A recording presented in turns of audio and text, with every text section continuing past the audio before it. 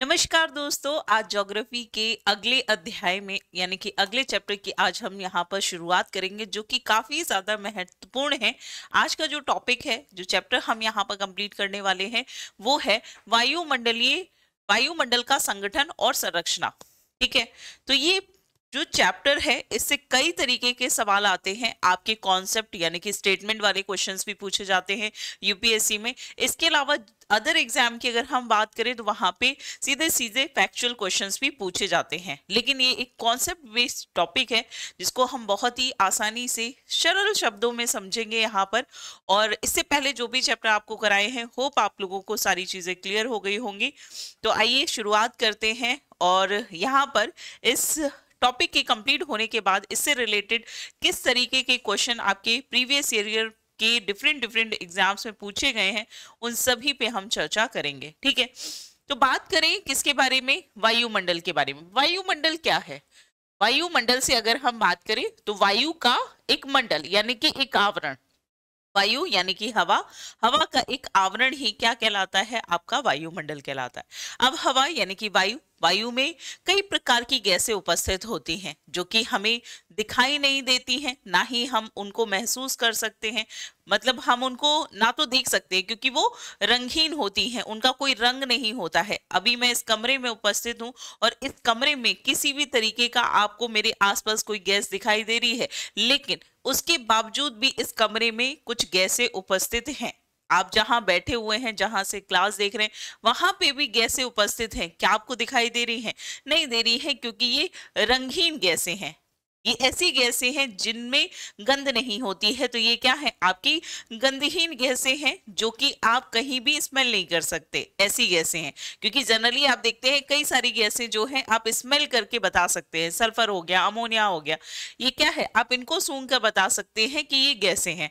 लेकिन यहाँ पर जो वायुमंडल में कुछ गैसें ऐसी हैं जिनको आप सूंघ नहीं सकते, यानी कि उनकी कोई गंध नहीं है। आपको कहीं भी महसूस हो रहा है कि आपके पास कोई गैस उपस्थित है, लेकिन है।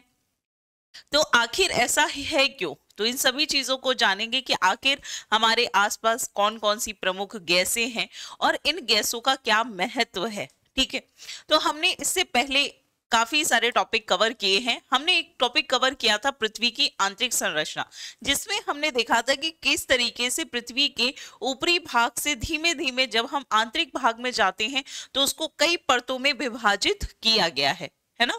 कई परतों में विभाजित किया। सबसे ऊपर हमने भूपर्पटी देखी, उसके बाद हमने मेंटल भाग देखा और सबसे आंतरिक भाग कोर देखा। भूपर्पटी पे हमने कई तरीके के उच्चावच देखे, जिसमें आपके महाद्वीप हैं, महासागर हैं, पर्वत हैं, पठार हैं, नदियां हैं, झीलें हैं। इन सभी आकृतियों को यहाँ पर देखा और इनके बनने का कारण जो है अंतर्जात बल, बहिर्जात बल, ये सारी चीजें भी हमने देखी।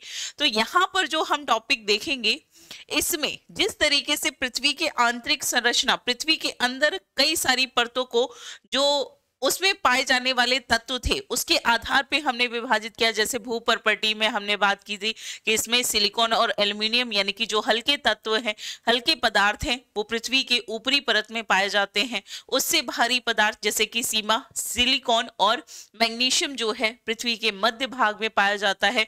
और सबसे आंतरिक भाग में आपके सबसे भारी पदार्थ निकिल और फेरस पाए जाते हैं।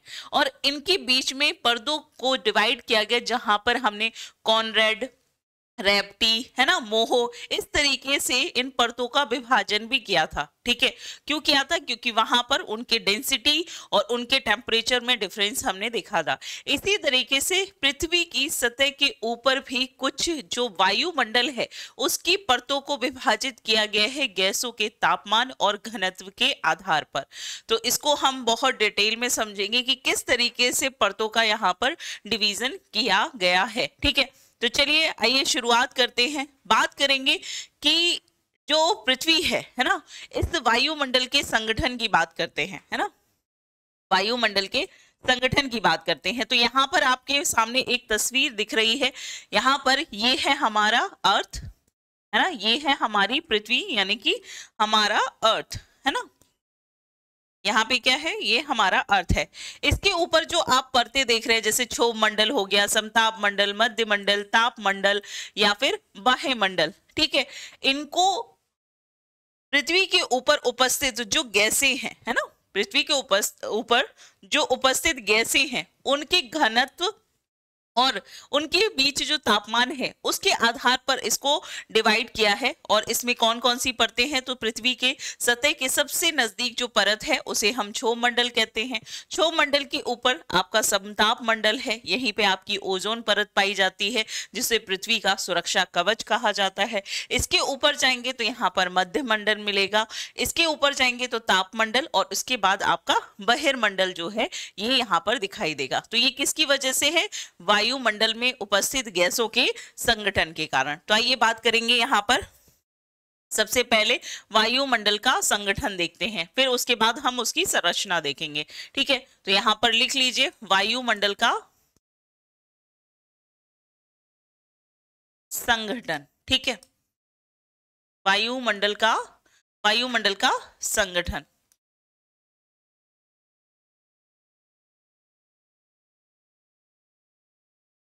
ठीक है, वायुमंडल का संगठन, संगठन का मतलब क्या हो गया, यहाँ पे कंपोजिशन स्ट्रक्चर ऑफ एटमॉस्फेयर। ठीक है, तो यहाँ पर आप देखोगे कि जो वायुमंडल है ये क्या है, एक गैस का आवरण है जो पृथ्वी के चारों ओर उपस्थित है।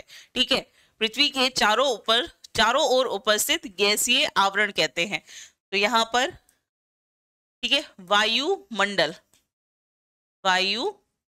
ये दो शब्दों से मिला है, दो शब्दों से मिलकर बना है।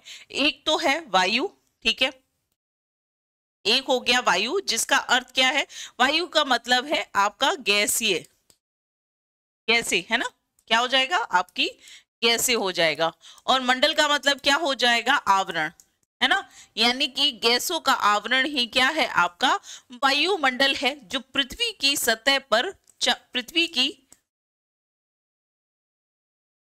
सतह के चारों ओर उपस्थित है ना, चारों ओर उपस्थित है। ठीक है, चारों ओर उपस्थित है।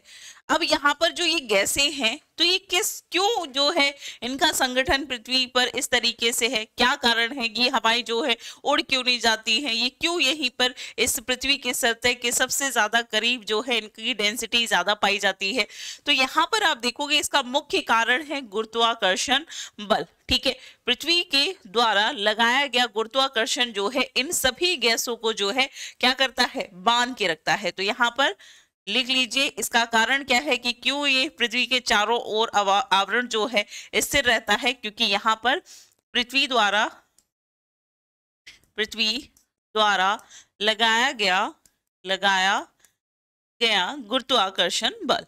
ठीक है, गुरुत्वाकर्षण बल यानी कि पृथ्वी पर जो ग्रेविटेशनल फोर्स है वही इनको क्या करता है, अगर ग्रेविटेशन फोर्स नहीं होता तो हम और आप जो है पृथ्वी की सतह पर इस तरीके से खड़े नहीं होते। जिस तरीके से हमको ग्रेविटेशन फोर्स ने जो है यहाँ पर स्थिर कर रखा है, हमारा मूवमेंट है, लेकिन ऐसा नहीं है कि हम हवा में उड़ रहे हैं। जैसे आप चंद्रमा में चले जाए, वहां पे ग्रेविटेशन फोर्स नहीं है, तो वहां पे क्या होता है, आप अंतरिक्ष में ग्रेविटेशन फोर्स ना होने की वजह से आप अंतरिक्ष में उड़ रहे होते हैं, चीजें जो हैं इस सतह से नहीं रहती हैं, सतह पर नहीं रहती हैं। तो यहाँ पे भी इसका क्या कारण है कि गुरुत्वाकर्षण बल के कारण पृथ्वी पर उपस्थित गैसों का जो आवरण है वो क्या होता है, उससे जुड़ा रहता है। वायुमंडल जो है पृथ्वी की सतह से जुड़ा रहता है। अब आप देखेंगे कि जो ये गैसें हैं ये इसमें इस तरीके की प्रमुख गैसें हैं जो हमारे लिए, आपके लिए, जीवों के लिए, सभी के लिए महत्वपूर्ण है। यहाँ पर उपस्थित जो गैसें हैं उनकी ही वजह से हमारा जीवन संभव है। आप और मैं सांस ले रहे हैं और आपने ये बचपन से सुना है कि हम ऑक्सीजन ग्रहण करते हैं, है ना। तो क्या सिर्फ जो हमारे आसपास का आवरण है उसमें सिर्फ ऑक्सीजन है? नहीं, इसमें और भी बहुत सारी गैसें हैं, क्योंकि हम तो ऑक्सीजन ग्रहण करते हैं लेकिन पौधों की जब हम बात करते हैं तो पौधे कार्बन डाइऑक्साइड ग्रहण करते हैं। यानी कि पृथ्वी के इस गैसीय आवरण में कई प्रकार की गैसें उपस्थित हैं, ठीक है, जो कि जीवन के लिए बहुत ही ज्यादा महत्वपूर्ण है। इसीलिए पृथ्वी को जो है जैव मंडल के रूप में भी जाना जाता है। ठीक है, पृथ्वी क्या है, आपकी जैव मंडल भी है। पृथ्वी की अगर हम बात करें तो इसे क्या कहते हैं, ये एक जैव मंडल है। जैव मंडल यानी कि जीवन के लिए जो है महत्वपूर्ण, जीवन के लिए महत्वपूर्ण है ना, यानी कि यहाँ पर वो सब आवश्यक गैसें हैं जो कि किसी भी पौधे या जीव जंतुओं या मनुष्यों के लिए आवश्यक होती हैं, है ना। यहाँ पे सिर्फ ऐसा नहीं है कि ये गैसें हैं, इनके माध्यम से ही बहुत सारे पोषक तत्व जो है इनका भी निर्माण होता है। ये गैसें सिर्फ आपको जिंदा रखने के लिए आप सांस ले रहे हैं, छोड़ रहे हैं, यहीं तक सीमित नहीं है, बल्कि ये गैसें जो है आपकी बाकी की संरचनाओं को बनाने में भी उतनी ही महत्वपूर्ण भूमिका जो है यहाँ पे निभाते हैं। अभी हम आगे बढ़ेंगे तो उसमें यहाँ पर इन सभी चीजों को यहाँ पर डिटेल में समझेंगे। इसके अलावा ये गैसें क्या करती हैं, देखो ये तो हमने समझ लिया कि ये मनुष्यों के लिए, जीव जंतुओं के लिए, सभी के लिए महत्वपूर्ण है। लेकिन साथ ही के साथ आपको मालूम है कि पृथ्वी जो है ये सूर्य से दूरी पे अगर हम देखेंगे तो तीसरा ऐसा प्लैनेट है जहां पे, ये हमने पहले चैप्टर में जब मैंने आपको पढ़ाया था कि ये गोल्डी जोन है, गोल्डी लॉक्स जोन, जहां पर ऐसी स्थिति है जहां पे तापमान जो है ना तो बहुत ज्यादा है ना बहुत कम है। लेकिन आपको बता दूं कि सूर्य जो है सिर्फ टेम्परेचर ही जो हमें जो सूर्य से तापमान हमें मिलता है, यानी कि पृथ्वी को जो तापमान मिलता है, तो क्या सिर्फ तापमान है, गर्मी है? नहीं, यहाँ पर आप देखेंगे कि पृथ्वी जो सूर्य है, सूर्य से कई प्रकार की जो किरणें हैं, जो तरंगे हैं, ये पृथ्वी के धरातल में प्रवेश करने का प्रयास करती हैं, जिसे हम सौर विकिरण कहते हैं। ठीक है, यहाँ पर आप देखोगे ये है आपका सूरज, ठीक है, यहाँ पे इस तरीके से, और ये है आपकी पृथ्वी। ठीक है, यहाँ पे ये हो गई अर्थ, ये हो गया सन। सूर्य से कई प्रकार की जो प्रकाश तरंगे हैं वो यहाँ पर आप देखेंगे, इसे हम क्या कहते हैं, सौर विकिरण कहते हैं। ठीक है, और ये सौर विकिरण में आपकी एक्स रेज हो जाएंगी। ठीक है, एक्स रेज या हम कहें अल्ट्रा वायलेट रेज जिसे परावैंगनी किरणें कहते हैं। इसके अलावा गामा रेज ये सब कैसी हैं, ये बहुत ही ज्यादा घातक किरणें होती हैं। कैसी होती हैं? घातक किरणें होती हैं, है ना, घातक किरणें होती हैं। जैसे कि आपने बहुत बार सुना होगा कि अल्ट्रावायलेट रेज, जिन्हें हम परावैंगनी किरणें कहते हैं, ये सीधे सीधे अगर धरातल पर आ जाए आपसे और हमारे जैसे, या हम बात करें पौधों से, अगर ये टकराती हैं तो ये कैंसर जैसी बीमारियां भी उत्पन्न कर देती हैं। तो यहाँ पर जो ऐसी रेज हैं, इनको पृथ्वी पर आने से कौन रोकता है? यही आवरण जो है, जो पृथ्वी के बाहर आपको गैसीय आवरण दिख रहा है, यही क्या करता है? यही सूर्य से आने वाले तापमान को और साथ ही के साथ इन सौर विकिरण को जो है रोकता है। ठीक है, तो यहां पर आप देखोगे कि सूर्य से आने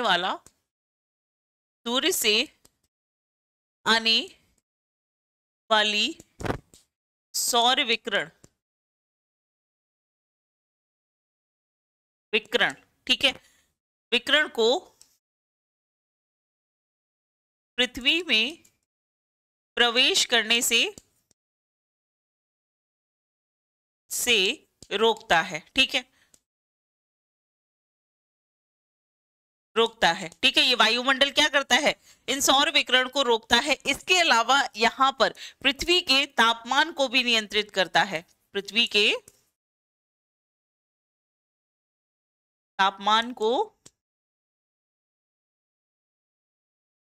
नियंत्रित करता है। ठीक है, अगर ये गैसीय आवरण नहीं होता तो सीधे सीधे सूर्य का प्रकाश पृथ्वी पे आता और पृथ्वी जो है बहुत ज्यादा गर्म हो जाती। यानी कि यहाँ पर ये जो गैसें, यहाँ पर जो ये आवरण है, पृथ्वी के चारों ओर जो आवरण दिख रहा है, ये क्या कर रहा है? ये फिल्ट्रेशन का काम कर रहा है। ये क्या कर रहा है? ये फिल्ट्रेशन का काम करता है। ये क्या कर रहा है? फिल्टर कर रहा है सूर्य से आने वाली, क्योंकि सभी किरणें नहीं है, ऐसा नहीं है कि कोई भी किरण जो है यहाँ पर प्रवेश नहीं करती है तभी हमें प्रकाश दिखाई देता है। तो कुछ किरणें जो हानिकारक किरणें हैं, ये पृथ्वी के वायुमंडल में प्रवेश करने से इसको क्या करती है? रोकती है। ठीक है, तो यहाँ पे ये चीज क्लियर हो गई है ना। तो आप देखेंगे अब ये जो पूरा का पूरा आवरण है, इसको हम लोग समझेंगे तो पहली चीज तो ये कि पृथ्वी के वायुमंडल में कौन कौन सी गैसें जो है उपस्थित हैं। ठीक है, हमने वायुमंडल के संगठन की बात कर रहे हैं, तो इसमें कौन कौन सी प्रमुख गैसें हैं जो सबसे ज्यादा मात्रा में उपस्थित होती हैं। ठीक है, तो यहाँ पर इसको लिख लीजिए, वायुमंडल का संगठन, ठीक है, वायुमंडल का संगठन। तो सबसे ज्यादा मात्रा में जो गैस पाई जाती है वो है आपकी नाइट्रोजन। कौन सी गैस है?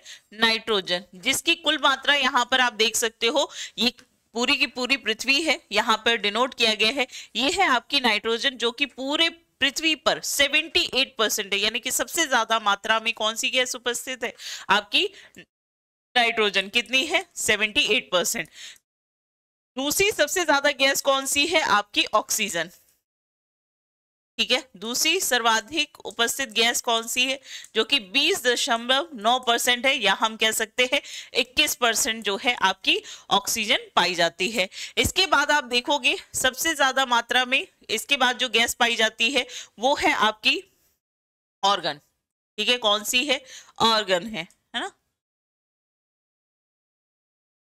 ऑर्गन गैस है, जिसकी मात्रा कितनी है? 0.93%, ठीक है। कितनी है? 0.93%। और इसके बाद सबसे ज्यादा मात्रा में उपस्थित गैस जो है वो है आपकी कार्बन डाइऑक्साइड, ठीक है।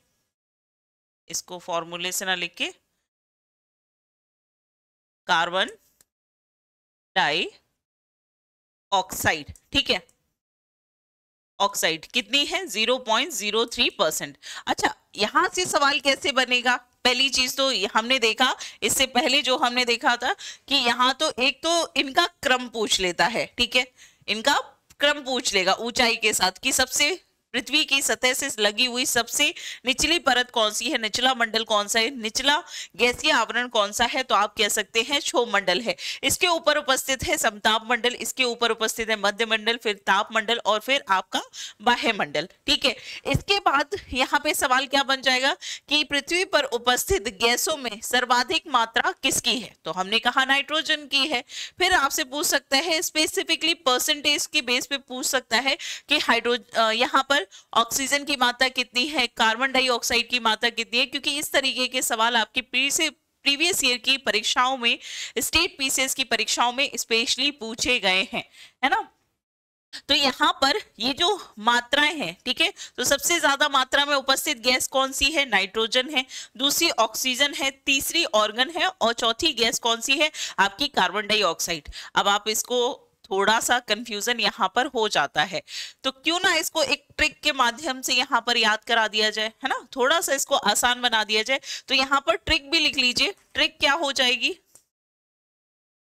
ठीक है, ट्रिक देखो यहाँ पे अगर इंग्लिश में लिखेंगे तो आप इस ट्रिक को अच्छे से याद रख सकते हैं। एक है नाइट्रोजन गैस, है ना, नाइट्रोजन। दूसरी हो जाती है आपकी ऑक्सीजन, तीसरी है आपकी ऑर्गन गैस और चौथी है आपकी कार्बन डाइऑक्साइड, कार्बन डाइऑक्साइड, ठीक है। अब आप यहां पर देखोगे तो इसको याद रख सकते हो NOAC, NOAC। यहां पे आप देख रहे हैं नो AC, इसको कैसे याद रख सकते हो? नो AC, ठीक है। हमें AC की जरूरत नहीं है क्योंकि हमारी पृथ्वी पर उपस्थित गैसें जो है हमारी पृथ्वी के तापमान को नियंत्रित रखती है। तो ऐसे करके आप याद रख सकते हैं इसको, ठीक है। तो यहाँ पर सबसे ज्यादा मात्रा में नाइट्रोजन, फिर आपकी ऑक्सीजन, फिर ऑर्गन एंड देन आपकी कार्बन डाइऑक्साइड, ठीक है। तो ये इजी रहेगा आपके लिए। अब एक एक करके यहाँ पर हम गैसों के बारे में देखेंगे, लेकिन यहाँ पर आप देख सकते हो कि अच्छा कंपैरेटिवली बता दूं, जैसे कि हमने पृथ्वी की तो बात कर ली कि हमें पता चल गया कि अच्छा पृथ्वी पर जो है सबसे ज्यादा मात्रा में नाइट्रोजन है ना, दूसरी सबसे ज्यादा पाई जाने वाली गैस ऑक्सीजन है। लेकिन हमारे जो पड़ोसी ग्रह हैं उनके बारे में भी जान लेना चाहिए। तो यहाँ पर आप देखेंगे कि पृथ्वी के अगल बगल दो ग्रह हैं। एक तरफ है वीनस जो कि सूर्य से नजदीक है ना, सूर्य से ये क्या है? वीनस नजदीक है। और यहाँ पर सबसे ज्यादा मात्रा में पाए जाने वाली गैस कौन सी है? कार्बन डाइऑक्साइड है। और यहाँ पर दूसरी सबसे ज्यादा पाई जाने वाली नाइट्रोजन है और तीसरी सबसे ज्यादा है आपकी सल्फर डाइऑक्साइड। तो आप देखेंगे कि वीनस पे ऑक्सीजन तो है ही नहीं, यहाँ पर ऑक्सीजन तो है ही नहीं, और जिंदा रहने के लिए, जीवन के लिए क्या चाहिए? ऑक्सीजन की जरूरत है, वो है ही नहीं। इसके अलावा ये हो गया आपका अर्थ। अर्थ पे हमने देखा नाइट्रोजन सबसे ज्यादा है, फिर ऑक्सीजन, फिर ऑर्गन, उसके बाद आपका कार्बन डाइऑक्साइड। वहीं मंगल ग्रह पे आप देखेंगे तो मंगल ग्रह पे भी सबसे ज्यादा मात्रा में क्या है, कार्बन डाइऑक्साइड जो है ये उपस्थित है। दूसरी सबसे ज्यादा मात्रा में उपस्थित नाइट्रोजन है, फिर ऑर्गन देखेंगे, और यहाँ पे कुछ मात्रा में जो है ऑक्सीजन उपस्थित है। ठीक है, लेकिन आप एक सोचिए कि अगर परसेंटेज देखोगे तो यहाँ पे नाइट्रोजन, यहाँ पे लगभग 98%, 98% जो है कार्बन डाइऑक्साइड है। तो क्या पॉसिबल है यहाँ पर जीवन? पॉसिबल है? नहीं हो सकता, क्योंकि कार्बन डाइऑक्साइड की मात्रा सबसे ज्यादा है। अब अगर रहना है तो यहाँ से ऑक्सीजन सिलेंडर ले जाकर आप वहां पे बच सकते हैं, वो अलग चीज हो जाती है। ठीक है, ये जो मैंने अभी आपको कंपैरिजन दिखाया, इसी तरीके का कंपैरिजन जो है ऐसे European space agency, European space agency, ठीक है, एजेंसी के द्वारा भी इस कंपैरिजन को और बेहतर तरीके से यहाँ पे दिया है। ये दो इमेज दी है, एक तरफ पृथ्वी है, पृथ्वी में हमने देख लिया कि यहाँ पे नाइट्रोजन सबसे ज्यादा है, और दूसरी आपकी ऑक्सीजन है। इसके बाद organ, carbon dioxide, helium, hydrogen, krypton, methane, neon, nitrous oxide, ozone, sulphur, water vapour and xenon, ये सब गैसें जो हैं ये पृथ्वी पर उपस्थित है। ठीक है, और इसके परसेंटेज के बेस पे आप देख सकते हो कि पौधों के लिए, जीव जंतुओं के लिए एक फेवरेबल गैस कंडीशन है जो कि सरवाइव कर सकता है, इसीलिए इसे क्या कहते हैं, पृथ्वी को जैविक ग्रह कहा जाता है। वहीं कंपैरेटिवली यहाँ पे मास की बात की गई है, जिसमें सबसे ज्यादा मात्रा में उपस्थित गैस कौन सी है, कार्बन डाइऑक्साइड है 96%। ठीक है, 96%। दूसरी सबसे ज्यादा गैस जो है ये नाइट्रोजन और ऑर्गन है। यहाँ पे ऑक्सीजन देखोगे तो ऑक्सीजन यहाँ पे आता है, आप देख सकते हैं इससे पहले एसिटिलीन है, कार्बन मोनोऑक्साइड है, क्रिप्टन है, मेथोन है, नियोन है। ये ऐसी गैस है जो कि जीवन के लिए लाभकारी नहीं है ना, इस ये जीवन की ये फेवरेबल गैस नहीं मानी जाती। तो यहाँ पे कंपैरिजन जो है ये आपको पता चल गया है। ठीक है, अब यहाँ पर हम जो भी गैसेस हैं, ठीक है, उनके बारे में जानेंगे कि आखिर ये गैसें वायुमंडल में करती क्या है, इनका यूज हम कैसे करते हैं। तो सबसे पहले बात करेंगे सबसे ज्यादा मात्रा में पाए जाने वाली नाइट्रोजन गैस के बारे में। ठीक है, तो लिख लीजिए यहाँ पर पहली बात करेंगे किसके बारे में, नाइट्रोजन के बारे में। ठीक है, अब इतनी सारी नाइट्रोजन उपस्थित है, 78% उपस्थित है, तो यहां पर इसको यूज कैसे कर रहे हैं, यूज कौन कर रहा है आखिर इस नाइट्रोजन को। तो आपको बता दूं कि ये जो नाइट्रोजन है ये डायरेक्टली यूज नहीं की जाती है। ठीक है, ये डायरेक्टली यूज नहीं की जाती है। आपको बता दूं, मृदा में उपस्थित जो जीवाणु हैं, जो बैक्टीरिया हैं, उनके माध्यम से इस नाइट्रोजन गैस को यूज किया जाता है, और इन्हीं बैक्टीरिया के द्वारा, इन्हीं जीवाणुओं को द्वारा जो है नाइट्रोजन को नाइट्रेट में कन्वर्ट किया जाता है, और इसी प्रोसेस को कहा जाता है नाइट्रोजन स्थिरीकरण। ठीक है, क्या कहते हैं, नाइट्रोजन स्थिरीकरण। तो पहला पॉइंट ये है कि नाइट्रोजन जो है, ठीक है, नाइट्रोजन सीधे जो है, सीधे उपयोग में नहीं लाया जा सकता। ठीक है, नाइट्रोजन को सीधे उपयोग में नहीं लाया जा सकता है। ठीक है, लाया जा सकता है, इसका क्या होता है, इसका होता है नाइट्रोजन स्थिरीकरण। ठीक है, स्थिरीकरण होता है, जो कि मृदा में उपस्थित, यहां पर मृदा में उपस्थित जीवाणु यानी कि बैक्टीरिया, तो वो कौन सी बैक्टीरिया हैं। ठीक है, ये सवाल पूछा गया है कि नाइट्रोजन स्थिरीकरण को की भूमिका में जो प्रमुख बैक्टीरिया हैं, कई सारे बैक्टीरिया हैं, यहाँ पर हम कुछ नाम देखेंगे। जैसे एक नाम है आपका राइजोबियम। ठीक है, एक नाम क्या है बैक्टीरिया, एक यहाँ पर लिख लीजिए राइजोबियम। ठीक है, एक बैक्टीरिया है, ये बैक्टीरिया का नाम है राइजोबियम, जो कि क्या करता है, जो एटमॉस्फेयर यानी कि वायुमंडल में जो उपस्थित नाइट्रोजन गैस है उसका क्या करता है, स्थिरीकरण करता है, यानी कि उसको चेंज करता है इसमें नाइट्रेट में। ठीक है, किसमें करता है, नाइट्रेट में। दूसरा है एजोटोबैक्टर,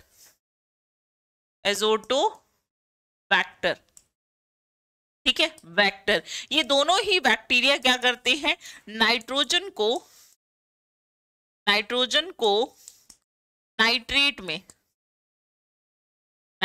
में परिवर्तित कर देते हैं। ठीक है, परिवर्तित कर देते हैं, जो कि क्या करता है, मृदा की गुणवत्ता को बढ़ा देता है, क्योंकि बैक्टीरिया किसमें उपस्थित है, आपकी मिट्टी में उपस्थित है, और मिट्टी की गुणवत्ता को ये क्या कर देते हैं, मिट्टी की जो उर्वरकता होती है, मृदा की उर्वरकता जो है, इसको क्या कर देते हैं, इसमें वृद्धि कर देते हैं। ठीक है, तो ये सवाल सीधे सीधे आपकी कथन और कारण में भी पूछा गया है। इसके अलावा इसको सीधे सीधे इन बैक्टीरिया का नाम जो है, ये स्टेट एग्जाम्स में ऑब्जेक्टिव क्वेश्चंस जो होते हैं उसमें भी पूछा गया है। ठीक है, तो ये क्या करते हैं, ये नाइट्रेट में जो है नाइट्रोजन को, इसके अलावा अमोनिया, ठीक है, नाइट्रेट यहाँ पे प्लस नाइट्रोजन और अमोनिया, यहाँ पर लिख लो अमोनिया, दोनों में ये क्या कर देता है, इसको परिवर्तित कर देता है। ठीक है,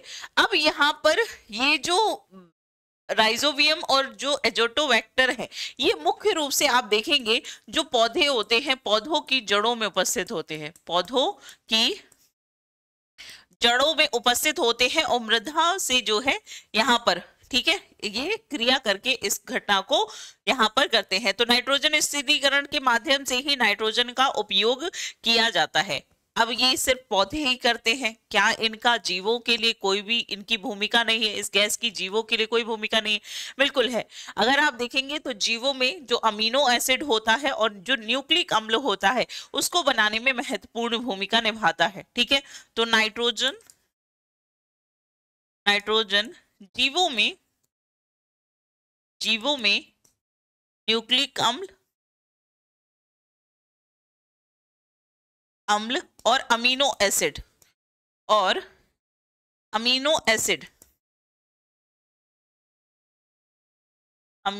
अम्ल का निर्माण करता है। ठीक है, जो हमारी शरीर निर्माण की प्रक्रिया में सबसे ज्यादा महत्वपूर्ण भूमिका निभाते हैं। यहां तक क्लियर है?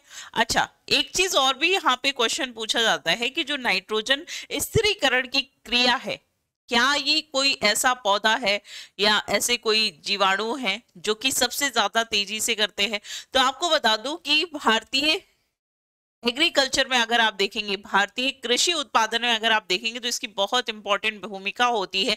आप देखेंगे कि भारत में फसल चक्र होता है, यानी कि मान लीजिए कि एक बार गेहूं हो गया तो दूसरी बार दूसरी फसल उगाई जाती है, जिससे कि उसकी उर्वरकता जो है उसको बैलेंस किया जाए। भारत में सबसे ज्यादा महत्वपूर्ण जो नाइट्रोजन स्थिरीकरण में रोल निभाता है वो है दालें। ठीक है, जो दालों का उत्पादन होता है, ठीक है, दालों की कृषि जो है, दालों की कृषि, ठीक है, दालों की कृषि जो है, ये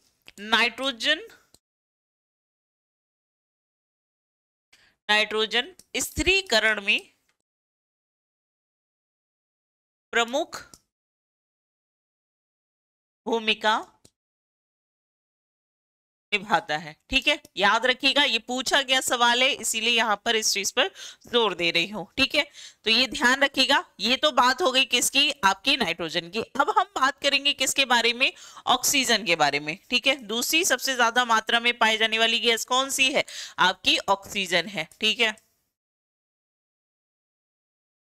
कितनी परसेंट है, तो ये लगभग 20.9% यानी कि 21% जो है आपकी ऑक्सीजन गैस वायुमंडल में पाई जाती है। अब ये गैस क्या करती है, तो आपको जनरली एक चीज तो पता होगी कि हम जो है क्या करते हैं, ऑक्सीजन ग्रहण करते हैं। ठीक है, तो मानव शरीर में सबसे प्रमुख जो श्वसन होता है, श्वसन क्रिया उसके लिए महत्वपूर्ण है ना, यहाँ पे श्वसन क्रिया के लिए महत्वपूर्ण है, और साथ ही के साथ जो दहन क्रिया होती है, यानी कि जो आप लकड़ी जलाते हैं, है ना, जो आग जलती है, वो बिना ऑक्सीजन की उपस्थिति में पॉसिबल ही नहीं है।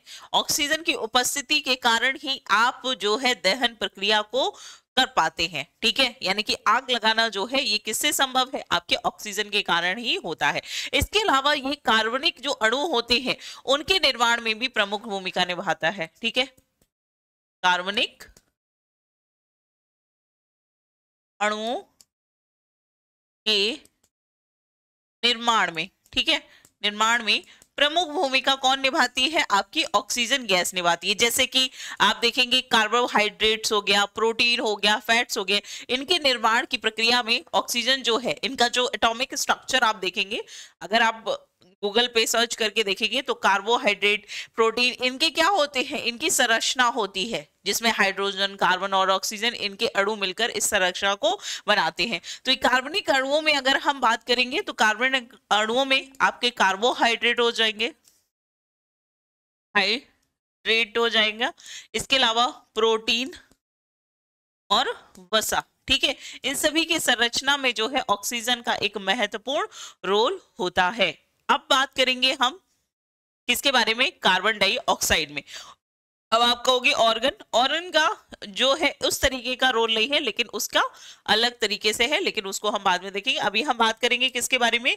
कार्बन डाइऑक्साइड के बारे में। तीसरी गैस है आपकी जो कि सबसे महत्वपूर्ण भूमिका निभाती है, क्योंकि इनके कार्य के आधार पर हम यहाँ पर इसको इलेबोरेट कर रहे हैं।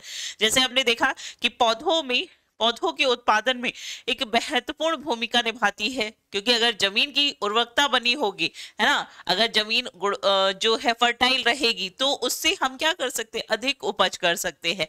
दूसरा हमने देखा ऑक्सीजन, ऑक्सीजन जो कि मानव शरीर के लिए बहुत महत्वपूर्ण गैस है, बिना ऑक्सीजन के आप जिंदा नहीं रह सकते हैं। इसके अलावा जो दहन प्रक्रिया होती है उसमें भी महत्वपूर्ण भूमिका निभाता है, और श्वसन क्रिया के साथ साथ मानव शरीर में जो कार्बोहाइड्रेट है, प्रोटीन है, वसा है, उसके निर्माण में भी महत्वपूर्ण भूमिका निभाता है। ठीक है, अब बात करें कार्बन डाइऑक्साइड की, तो कार्बन डाइऑक्साइड भी जो है एक बहुत महत्वपूर्ण भूमिका निभाता है, क्योंकि पौधों के द्वारा जो फूड तैयार किया जाता है, ठीक है, पौधे जो है फूड यानी कि खाद्य निर्माण करते हैं, वो कैसे करते हैं? ये करते हैं कार्बन डाइऑक्साइड के कारण ही।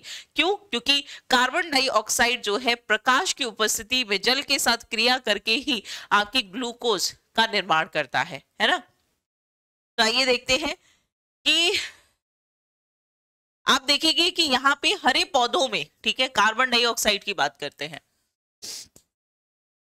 कार्बन डाइऑक्साइड, ठीक है, कार्बन डाइऑक्साइड जिसको हम CO2 कहते हैं, CO2 कहते हैं, ये मात्रा कितनी है? 0.03%। ये भी याद रखिएगा, परसेंटेज में भी पूछ सकता है। तो यहाँ पर हरे पौधे जो है इसी के कारण क्या करते हैं? प्रकाश संश्लेषण की प्रक्रिया करते हैं, प्रकाश संश्लेषण जो है इसको कर पाते हैं। ये आपने बचपन में ही 6th क्लास की किताब में देखा होगा, प्रकाश संश्लेषण की जो अभिक्रिया है वो आपको 6वीं क्लास में ही एनसीईआरटी की दिख जाएगी। तो ये प्रकाश संश्लेषण क्या होता है? इसमें आप देखेंगे कि प्रकाश संश्लेषण में जो कार्बन डाइऑक्साइड होती है इसके 6 अणु, इसके अलावा वाटर, है ना, यानी कि वाटर H2O क्या है? H2O वाटर है, कार्बन डाइऑक्साइड ये सनलाइट की उपस्थिति में, किसकी? सनलाइट की उपस्थिति, सनलाइट की प्रेजेंस में क्लोरोफिल, अभी क्लोरोफिल क्या है?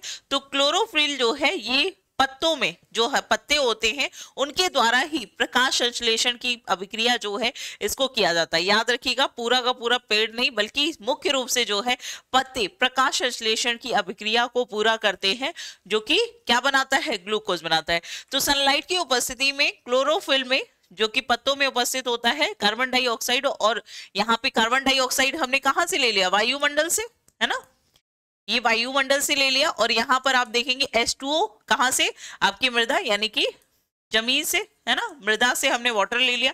और उसके बाद आप देखोगे यहाँ पे क्या बनाता है? ये ग्लूकोज का निर्माण करेगा, C6H12O6, ठीक है, यहाँ पे क्या है? C6H12O6, ये क्या है? आपका ग्लूकोज है, ठीक है, ये क्या है? आपका ग्लूकोज है। इसके अलावा आपका इसके अलावा आपके ऑक्सीजन के अणु, ठीक है, ऑक्सीजन हो गया, और आपका वाटर, ठीक है, और आपका वाटर, ये सब जो है यहाँ पर निर्मित किया जा रहा है। तो यहाँ पर जो आप देख रहे हैं कि ये जो अभिक्रिया है, कार्बन डाइऑक्साइड को पौधे ग्रहण करते हैं, सनलाइट की उपस्थिति में ग्लूकोज का निर्माण करते हैं, इसके अलावा जो ऑक्सीजन है, ठीक है, इसको क्या करते हैं? रिलीज करते हैं, पौधे ऑक्सीजन को क्या करते हैं, रिलीज करते हैं। तो यहाँ पर आप देखेंगे कि यहाँ पे चीजें एक दूसरे से कनेक्ट है।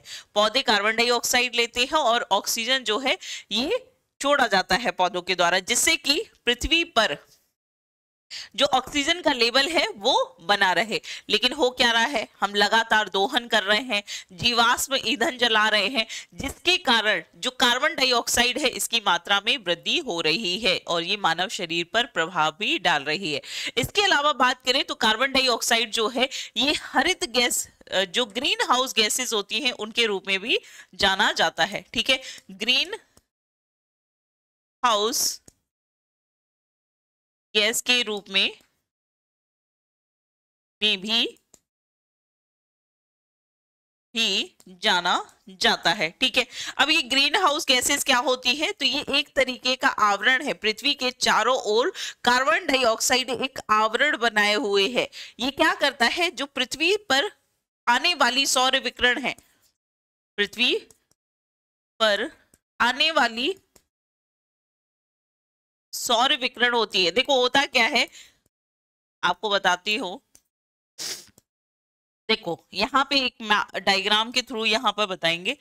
देखो होता क्या है कि ये है आपकी पृथ्वी, यहाँ पर दिख रही है, ये है आपकी पृथ्वी। सूर्य है, यहाँ पे सूर्य दिखाई दे रहा है, यहाँ से आपको दिख रही है, यहाँ से कुछ प्रकाश, कुछ किरणें जो है पृथ्वी की सतह पर आ रही हैं। फिर आप देख रहे हैं कि ये यहाँ पर ये कुछ हिस्सा तो ऊपर से ही रिफ्लेक्ट हो गया है यहाँ पे, क्योंकि यहाँ पर एक परत पाई जाती है। ठीक है, जो इसे हम कहते हैं ओजोन लेयर। ठीक है, ये क्या है, आपकी ओजोन लेयर है, जिसने सोलर रेडिएशन जो है, जो पृथ्वी को इफेक्ट कर सकते हैं, पृथ्वी को प्रभावित करने वाली जो रेडिएशन है, जो तरंगे हैं, उनको यहीं से रिफ्लेक्ट कर दिया, जिसको हमने अभी देखा था, गामा किरणें, एक्सरे किरणें, अल्ट्रावायलेट किरणें, इनको क्या कर दिया, यहीं से रिफ्लेक्ट कर दिया है, यहां से परावर्तित कर दिया है। लेकिन कुछ पृथ्वी की सतह तक वापस भी आती है, यानी कि कुछ किरणें जो है पृथ्वी की सतह पर आती हैं और यहां से जो है परावर्तित हो जाती हैं। यहां पर आप देखोगे कि यहां पर ये पृथ्वी से बाहर जाने वाली जो तरंगे है, क्योंकि पूरा का पूरा सूर्य प्रकाश अगर पृथ्वी पे रहेगा तो पृथ्वी बहुत ज्यादा गर्म हो जाएगी। इसीलिए क्या होता है, प्रकाश पृथ्वी पर आता है लेकिन पृथ्वी के धरातल से टकराकर वो फिर से अंतरिक्ष में चला जाता है। लेकिन पूरा का पूरा जो प्रकाश तरंगे हैं वो नहीं जाती हैं, कुछ तरंगे जो है यहाँ से रिफ्लेक्ट होकर वापस आ जाती है। और ये क्यों होता है, क्योंकि यहाँ पर उपस्थित जो कार्बन डाइऑक्साइड है, ठीक है, यहाँ पे क्या कर रहा है, कार्बन डाइऑक्साइड जो है यहाँ पर उपस्थित जो ये प्रकाश किरणें आ रही हैं, ठीक है, ये पृथ्वी, जिनको हम पार्थिव, ये जो किरणें हैं इन्हें पार्थिव किरणें कहते हैं। पार्थिव मतलब पृथ्वी से रिफ्लेक्ट हुई किरणें, इनको क्या करता है, पुनः पृथ्वी पे भेज देता है। यानी कि ये किरणें जो बाहर निकलनी चाहिए थी उनको कार्बन डाइऑक्साइड के द्वारा क्या कर लिया जा रहा है, अवशोषित कर लिया जा रहा है।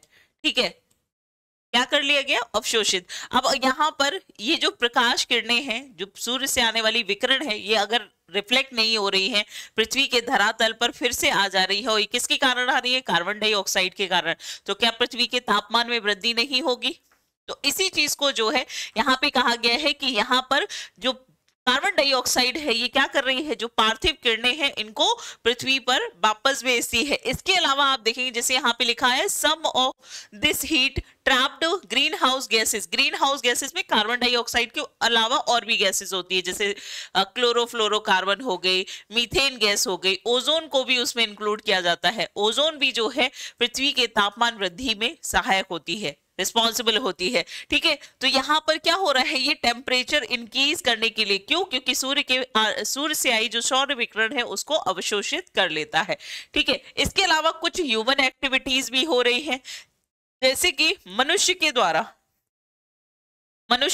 क्या किया जा रहा है, जैव जो जीवाश्म ईंधन है, ठीक है, जीवाश्म ईंधन इसको चला जा रहा है, जैसे कि पेट्रोल,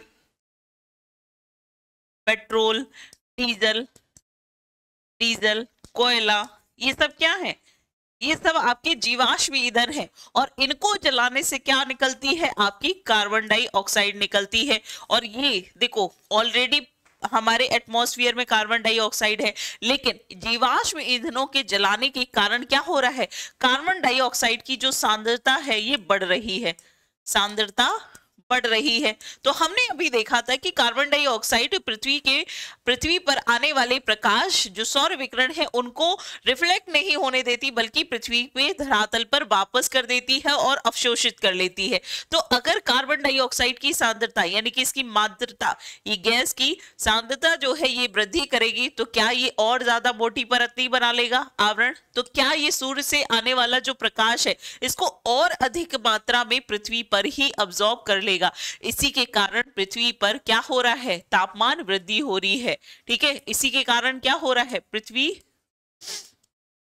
के तापमान में वृद्धि हो रही है, जो कि रिस्पॉन्सिबल है आपके ग्लोबल वार्मिंग के लिए, यानी कि वैश्विक तापन के लिए, वैश्विक तापन। ठीक है, वैश्विक तापन, ग्लोबल वार्मिंग। अब इसी के कारण जगह जगह पे ग्लेशियर पिघल रहे हैं, बहुत सारी चीजें जो है परिवर्तित हो रही है ना, जंगलों में आग लगना, बाढ़ आना, ये सब चीजें क्यों हो रही है, क्योंकि ग्लोबल वार्मिंग जो है इसके लिए रिस्पॉन्सिबल है। ठीक है, तो यहाँ पे हमने देख लिया कार्बन डाइऑक्साइड। अब बात करेंगे हम किसके बारे में, ओजोन परत के बारे में। ठीक है, नेक्स्ट जो है हमारा चौथी गैस कौन सी हो जाएगी आपकी, ओजोन। ओजोन, ठीक है, ओजोन जिसे O3 लिखा जाता है। ठीक है, ओजोन जिसे O3 से डिनोट किया जाता है।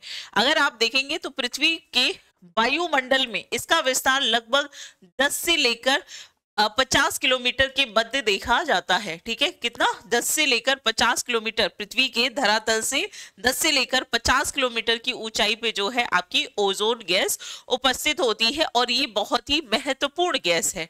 ठीक है, ये क्या है, बहुत अत्यधिक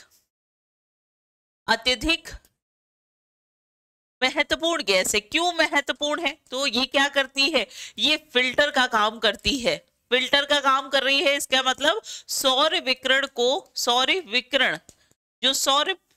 है इसको पृथ्वी पर पहुंचने से रोकती है ना, रोकती है। मुख्य रूप से आप देखेंगे सौर विकिरण में परावैंगनी किरणें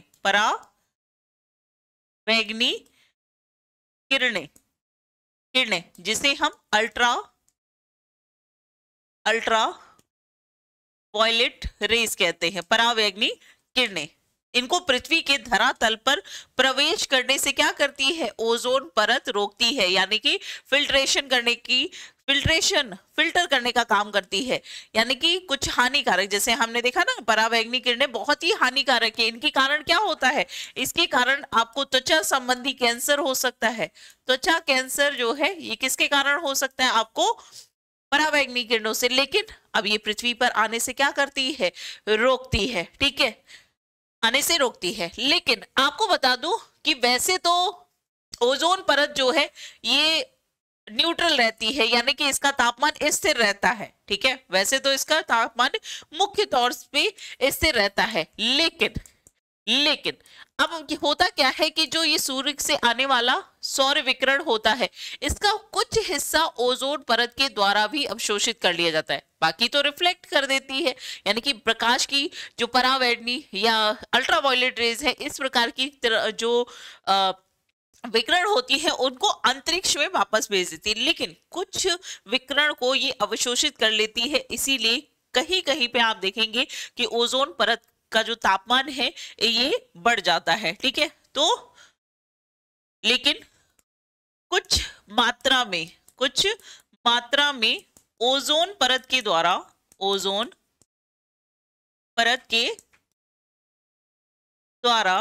सौर विकिरण को अवशोषित कर लिया जाता है, अवशोषित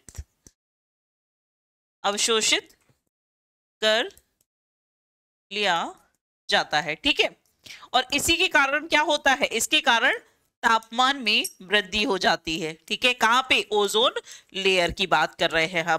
ठीक है, यहां तक क्लियर है। ठीक है, इंपॉर्टेंट है ये सवाल, मतलब ओजोन परत से सवाल आप चाहे वनडे एग्जाम उठा के पेपर देख लीजिए, या स्टेट का कोई पीसीएस के एग्जाम देख लीजिए, या फिर यूपीएससी का ही पेपर प्रीवियस ईयर का देख लीजिए, वहां पर आपको ओजोन परत से संबंधित सवाल जरूर देखने को मिलेगा। ठीक है, तो यहाँ पर ये याद रखिएगा कि पृथ्वी पर सौर विकिरण को पहुंचने से रोकती है, जो कि क्या है, काफी ज्यादा घातक किरणें होती हैं। ठीक है, अब बात करेंगे हम किसके बारे में, पृथ्वी के वायुमंडल में उपस्थित जलवाष्प के बारे में। ठीक है, तो हमने वायुमंडल के संगठन में गैसें देख ली, गैसों के अलावा जलवाष्प और कुछ आपके कणकीय जो पदार्थ होते हैं, जो पर्टिकुलर मैटर होते हैं, वो पाए जाते हैं। ठीक है, तो वायुमंडल का संगठन एक बार फिर से यहाँ पर लिख लो जिससे कि आपको ध्यान रहे। वायुमंडल का संगठन ये किससे बना है, तो इसमें मुख्य रूप से आपकी गैसें उपस्थित है। ठीक है, गैसें हैं जिसमें हमने देख लिया कौन कौन सी गैसें हैं, इसमें जलवाष्प है। ठीक है, जल वाष्प है, ठीक, यानी कि मॉइस्चर है। और तीसरा है आपका पर्टिकुलर मैटर, यानी कि कणकीय पदार्थ। ठीक है, कणकीय पदार्थ। तो हमने गैसों के बारे में देख लिया, नाइट्रोजन गैस, इसके अलावा oxygen gas, carbon dioxide gas, ozone gas, इन सभी के बारे में बात कर ली। अब बात करेंगे हम किसके बारे में, जलवाष्प के बारे में। ठीक है, देखो पृथ्वी पर मुख्य रूप से जो जलवाष्प है, इसकी बहुत ही महत्वपूर्ण भूमिका है मानव के लिए और साथ ही के साथ पौधों के लिए। पौधों में और जो मृदा होती है उसमें जो नमी होती है, उस नमी को बनाए रखने का काम कौन करता है, जलवाष्प करता है। इसीलिए आपने देखा होगा कि जब बहुत ज्यादा शुष्क एटमॉस्फेयर हो जाता है, बहुत ज्यादा ड्राई हो जाता है, जैसे सर्दियों में आपने देखा होगा कि आपके शरीर में मॉइस्चर नहीं होता है, और उस मॉइस्चर के ना होने के कारण आपकी स्किन जो है बहुत ज्यादा ड्राई हो जाती है, जिसकी वजह से आपको बहुत ज्यादा दिक्कत होती है। इसके अलावा इसी के लिए आप लोशन वगैरह यूज करते हो। तो ये जो मॉइस्चर है ये बहुत ही ज्यादा महत्वपूर्ण भूमिका निभाता है हमारे वायुमंडल में। तो कुल मिलाकर अगर हम जलवाष्प की बात करें, ठीक है, ये वाटर वेपर की बात करें, जो कि बहुत सूक्ष्म मात्रा में होता है, इस कमरे में भी है लेकिन हमें महसूस नहीं हो रहा है, हमें दिख नहीं रहा है ना। ये सब हमें क्या होता है, जब हवा चलती है, जब हवा हमारे शरीर से टकराती है, तब हमें महसूस होता है कि अच्छा हवा चल रही है। अगर आप कहीं शांत जगह बैठे हुए हैं और ये सारी गैसेस है, तो आपको दिखेंगी, महसूस होगी, नहीं होंगी, जब तक हवा का झोंका नहीं आएगा। जब हवा आती है, हमारे शरीर से टकराती है, तो हमें एहसास होता है कि अच्छा हवा चल रही है, यानी कि ये गैसें मूव कर रही है एक जगह से दूसरी जगह। और वहीं पर आप देखोगे जलवाष्प, जलवाष्प जो है ये भी सेम चीज है कि हमें जो ये मॉइस्चर का जो एहसास है, ये इसकी मात्रा जब ज्यादा होती है तभी महसूस होता है, अदरवाइज ये रहता है एटमॉस्फेयर में, उस तरीके से आपको दिखता नहीं है। ठीक है, इसका बहुत ही अच्छा एग्जांपल आप बारिश के मौसम में देख लीजिए। बारिश में क्या होता है, बारिश के टाइम पर एटमॉस्फेयर में रेन हो जाती है, खूब बारिश हो रही है, बारिश होने के बाद एटमॉस्फेयर में जो वाटर वेपर्स है उनकी मात्रा बढ़ जाती है, और ऐसे में जब आप भी, क्योंकि उस समय टेम्परेचर ज्यादा होता है और आपके शरीर से भी जो है पसीना बाहर निकलता है, और जब वो बाहर के वाटर वेपर से रिएक्ट करता है तो आपकी स्किन कैसी हो जाती है, चिपचिपी सी हो जाती है ना। तो ये क्यों होता है, आपकी जलवाष्प के कारण होता है। अच्छा, एक चीज और ध्यान रखिएगा यहाँ पर, ये जो तीनों चीजें हमने बात की है, ठीक है, जिसमें मुख्य रूप से गैस और जलवाष्प की बात करें, ऊंचाई के साथ, ठीक है, ऊंचाई पर जाने पर इनकी मात्रा या इनकी घनत्व में क्या होती है, घनत्व में कमी आती है। ठीक है, धीमे धीमे जैसे जैसे आप ऊंचाई पर जाएंगे, इनकी मात्रा जो है ये घटती जाएगी, गैसें क्या हो जाएंगी, ऊंचाई पर जाएंगी तो ये विरल हो जाएंगी। ठीक है, ज्यादातर जो गैसें हैं ये पृथ्वी के धरातल पर ही उपस्थित है। ठीक है, जैसे हमने देखा कि ये है आपका अर्थ, ठीक है, और जितनी भी गैसों के बारे में अभी हमने पढ़ा, ये पृथ्वी के सतह से जो सबसे नजदीक परत है वो कौन सी है, क्षोभ मंडल, है ना, क्षोभ मंडल, जिसे हम ट्रोपोस्फियर भी कहते हैं। यहाँ पे सबसे ज्यादा मात्रा में सघन गैसें जो हैं, गैसों की सघनता सबसे ज्यादा होगी, गैसों की सघनता जो है यहाँ पर सर्वाधिक होगी। कहां पर, सर्वाधिक होगी। ठीक है, यहाँ पर अर्थ पर। ठीक है, जैसे जैसे हम ऊपर जाएंगे ये सघनता, ये क्या हो जाएगा, इसके घनत्व में कमी आएगी। ठीक है, इसके घनत्व में कमी आएगी, यानी कि जो गैसें है ये कैसी हो जाएगी, गैसें यहाँ पर ऊंचाई के साथ विरल हो जाएंगी, ठीक है। और इसी विरलता के कारण जो है इन परतों को विभाजित किया गया है, और ये परतें जो विभाजित हुई है ये अलग अलग रूपों में जो है हमारे लिए लाभकारी है, उसको हम देखेंगे कि किस तरीके से। इसी तरीके से जब हम जलवाष्प की बात करते हैं, यानी कि वाटर वेपर की बात करते हैं, तो आप देखेंगे यहां पर लिख लीजिए। आइए बात करते हैं किसके बारे में, जलवाष्प के बारे में। जल वाष्प जिसे हम कहते हैं वाटर वेपर, वाटर वेपर, ठीक है।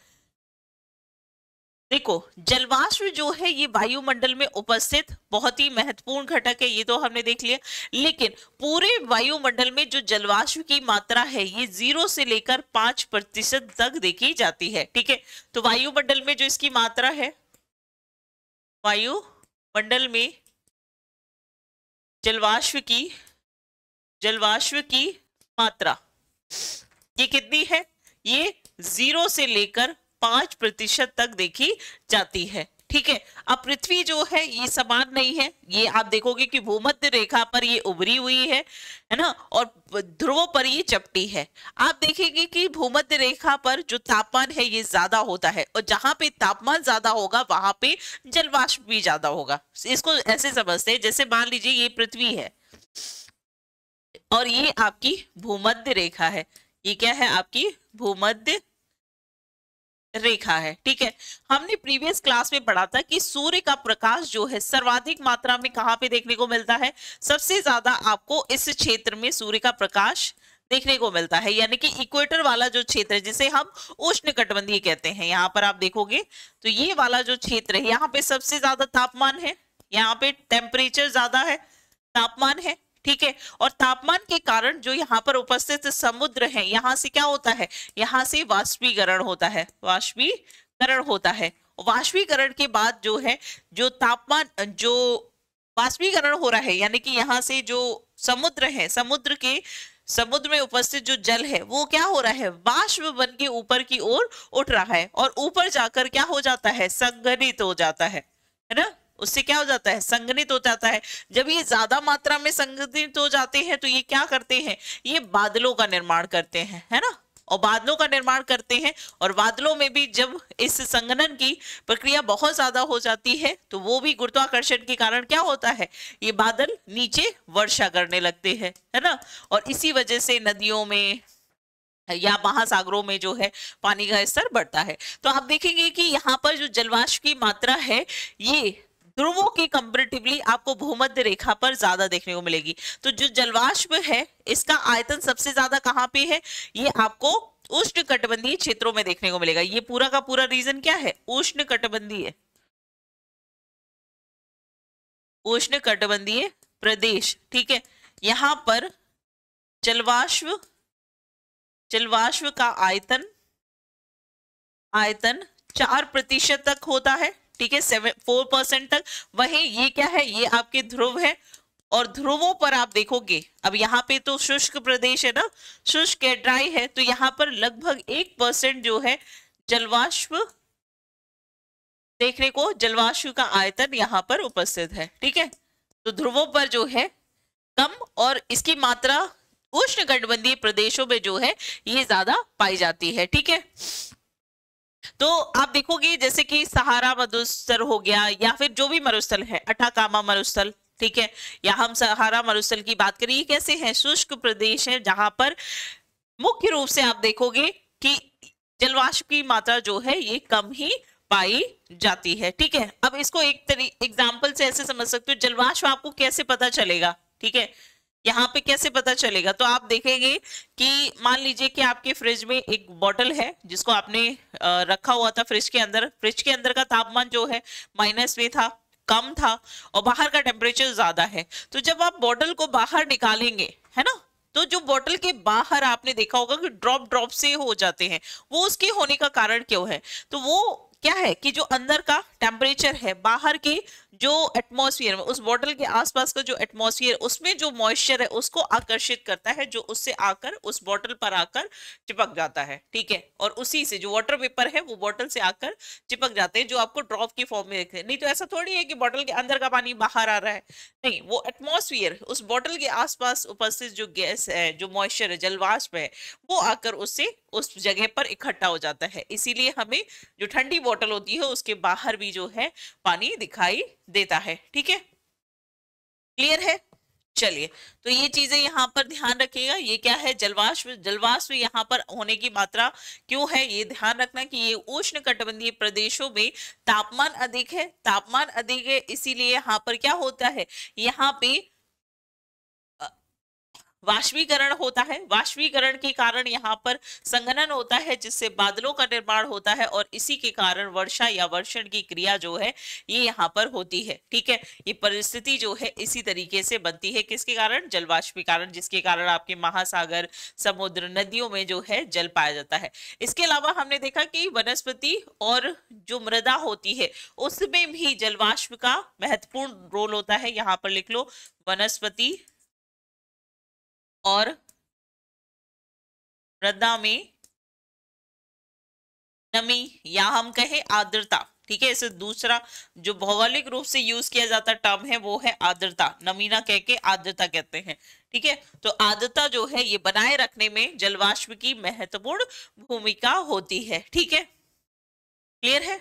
चलिए, तो ये ध्यान रखिएगा। इसके अलावा एक चीज और भी है कि ये जो जलवाष्प होता है ये क्या करता है, पहले यहाँ पर देख लो, जो चीज मैं आपको बता रही थी, ये एक इमेज है आपके सामने जिसको देख सकते हैं आप। यहाँ पे ये जो क्षेत्र दिखाई दे रहा है ना, ये वाला, ये जो क्षेत्र दिखाई दे रहा है, ये क्या है? आपका उष्ण कटिबंधीय क्षेत्र है ना, उष्ण कटिबंधीय क्षेत्र है, जहां पर जलवाष्प क्या है, जलवाष्प की मात्रा अधिक है। ठीक है, और वहीं ध्रुवों पे आप देख लीजिए, ये आपके पोलर रीजन है, यहाँ पर आपको 1% तक जो जलवाष्प का आयतन है ये यहाँ पर देखने को मिलेगा। अब जलवाष्प क्या है, क्योंकि यहाँ पर सूर्य से आने वाला जो प्रकाश है, सौर विकिरण सबसे ज्यादा होता है, तो जलवाष्प के द्वारा भी, ठीक है, जो जलवाष्प होते हैं, वाटर वेपर होते हैं, ये भी क्या करते हैं, ये भी पृथ्वी पर आने वाली सौर विकिरण होती है, जो पार्थिव विकिरण होती है, जो पृथ्वी से वापस रिफ्लेक्ट होती है, उनको भी अवशोषित कर लेते हैं। ठीक है, तो यहाँ पर लिख सकते हो कि जो पार्थिव विकिरण को क्या कर लेता है, अवशोषित कर लेता है। ठीक है, तो जलवाष्प की अवशोषित कर लेता है। तो जलवाष्प की भूमिका भी जो है तापमान के टेम्परेचर में बढ़ने में महत्वपूर्ण बनाई रहती, जो है महत्वपूर्ण भूमिका रहती है। ठीक है, तो ये भी पृथ्वी के वायुमंडल के निचले ही सतह में है, ये भी क्षोभ मंडल में ही आपको अधिक मात्रा में देखने को मिलेगा। जैसे जैसे आप ऊपर जाओगे जलवाष्प की मात्रा जो है इसमें कमी होती जाएगी। ठीक है, और इसी के कारण आप देखेंगे कि जलवाष्प भी जो है ये भी क्या करता है, ये भी पृथ्वी को गर्म रखने में महत्वपूर्ण भूमिका निभाता है। ठीक है, पृथ्वी को गर्म करने में मदद जो है करता है कौन, जलवाष्प। ठीक है, तो कार्बन डाइऑक्साइड भी हमने देखा था किस तरीके से करता है, और यहाँ पे दूसरा जलवाष्प जो है इसका, इसके अलावा ओजोन परत का भी आपको याद हो गया कि ओजोन परत जो है बाकी की जो हानिकारक किरणें होती है उसको रिफ्लेक्ट कर देती है और उसको अवशोषित कर लेती है। ठीक है, तो यहां तक चीजें क्लियर है। अब हमने देखा था जो तीसरा, जो आपके वायुमंडल में, वायुमंडल के संगठन में जो तीसरा तत्व, तीसरा भाग है, तीसरा जो महत्वपूर्ण घटक है वो कौन सा है, वो है आपका पर्टिकुलर मैटर। तीसरा यहां पर लिख लीजिए, वो है कणकीय पदार्थ।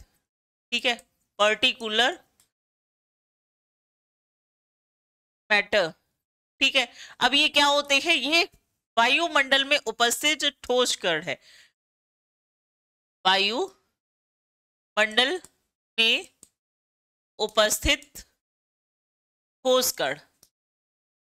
ठीक है, अब ये ठोस कण जो है ये करते क्या है, ठीक है, वायुमंडल में उपस्थित जो ठोस कण है इनको आप महसूस कर सकते हो, देख भी सकते हो। जैसे कि आप देखोगे, जैसे कि हम बात करें धुआं, धुआं क्या है, धुआं जो आपको दिखाई दे रहा है तो वो भी हवा, लेकिन वो ठोस कण है, वो कार्बन डाइऑक्साइड की, कार्बन की क्या है, ठोस कण है जो कि आपको दिखाई दे रहे हैं।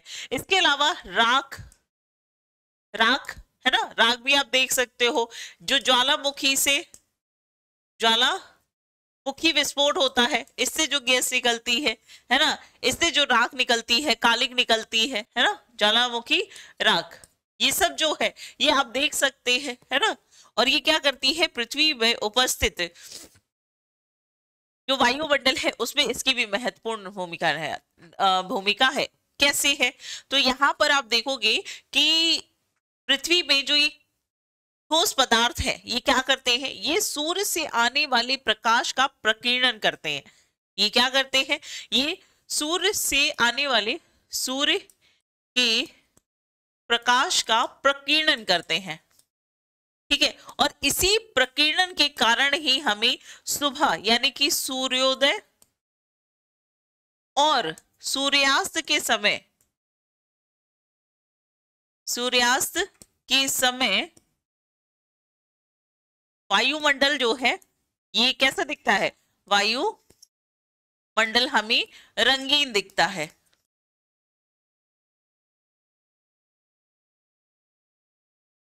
रंगीन दिखाई देता है ना। आपने देखा होगा कि सुबह सुबह जो है लालिमा सी होती है, जब शाम को दिन ढल रहा होता है तब भी आपने देखा होगा कि दूर तक आपको लालिमा सी दिखाई देती है। तो वो क्यों है, सूर्य से आने वाले प्रकाश के प्रकीर्णन के कारण जो है ये घटना हमें जो है घटित होती दिखाई देती है, जिसमें लाल और नारंगी रंग जो है आपको विशेष रूप से दिखाई देता है, ठीक है। इसमें लाल और नारंगी रंग,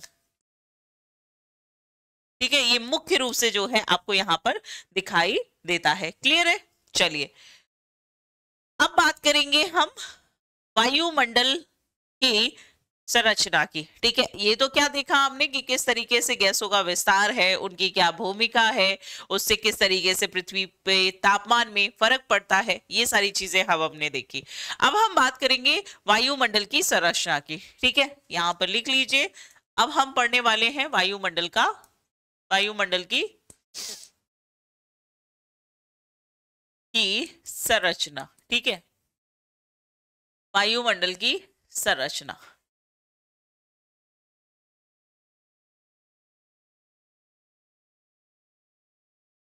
ओके तो हम बात कर रहे थे कि वायुमंडल की जो संरचना है, तो हमने देखा कि वायुमंडल में गैसीय घनत्व के आधार पर कई प्रकार की परतें जो है देखी गई हैं। जैसे कि सबसे नीचे आपको यहाँ पर दिखाई देगा, ये है आपकी पृथ्वी, ये क्या है, आपकी पृथ्वी है, ठीक है, ये आपका अर्थ हो जाएगा। अर्थ के सबसे ऊपर आप देखोगे तो यहाँ पर आपको एक लेयर दिखाई देगी जिसे कहा जाता है ट्रोपोस्फियर, हिंदी में कहें तो ये है आपका शोभ मंडल, ठीक है, क्या है, शोभ मंडल। इसके ऊपर आप जाओगे तो यहाँ पे मिलेगा आपको दूसरी लेयर, जो लेयर आपको यहाँ पे पृथ्वी के सतह के सबसे ऊपर दिखाई दे रही है, सबसे पहली परत जो है वो कौन सी है, आपकी शोभ मंडल है, ठीक है, जो कि 18 किलोमीटर तक दिखाई देती है, 18 किलोमीटर तक उपस्थित है। इसके ऊपर आप देखेंगे 12 से लेकर 50 किलोमीटर तक जो है आपका स्ट्रेटोस्फीयर यानी कि समताप मंडल देखने को मिलता है, समताप मंडल देखने को मिलता है, ठीक है, कहां तक, 50 किलोमीटर तक, ठीक है, ये कहां से, 12 से लेकर 50 किलोमीटर तक। इसके ऊपर आप देखोगे स्ट्रेटोस्फीयर में ही आपकी ओजोन लेयर पाई जाती है, जो हम ओजोन की बात कर रहे थे, जो कि पराबैंगनी किरणों को, हानिकारक किरणों को पृथ्वी में प्रवेश करने से रोकती है। इसके ऊपर आप देखेंगे मीजोस्फीयर है, जो कि आपके 50 से लेकर 80 किलोमीटर तक पाई जाती है और इसे हम मध्य मंडल कहते हैं, ठीक है।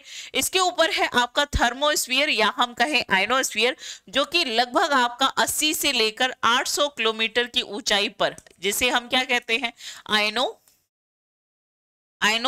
आयन मंडल, ठीक है, आयन मंडल कहा जाता है, ठीक है, कहां तक है, ये आपका लगभग 80 से लेकर 800 किलोमीटर।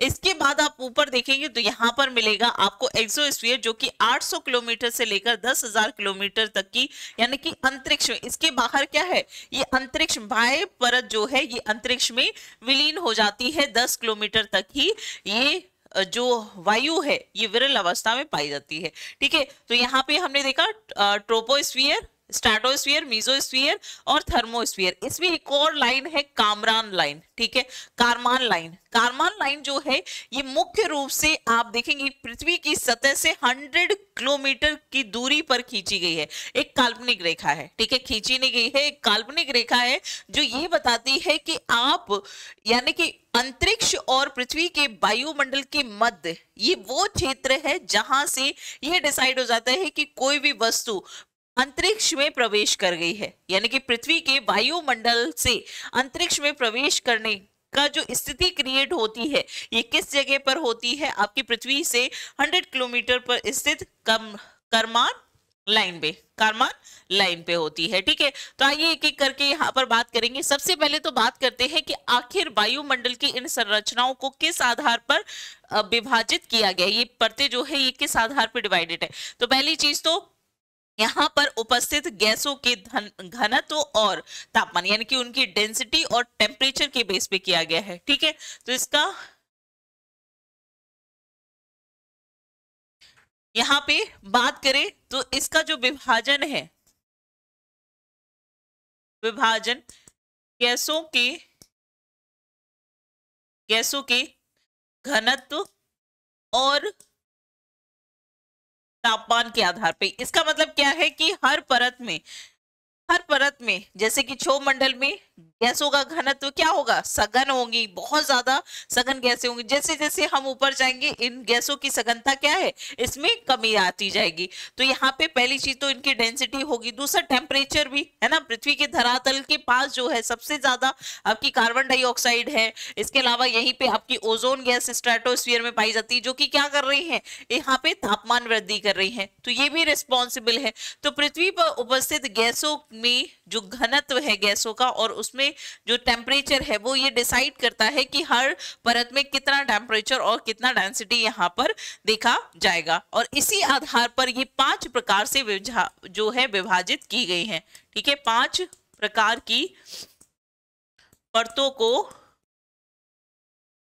विभाजित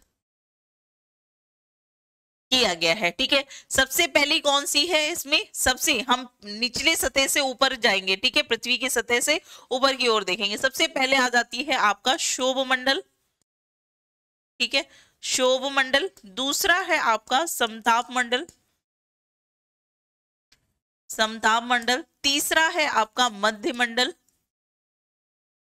ठीक है। चौथा है आपका आयन मंडल और पांचवा है आपका वायुमंडल,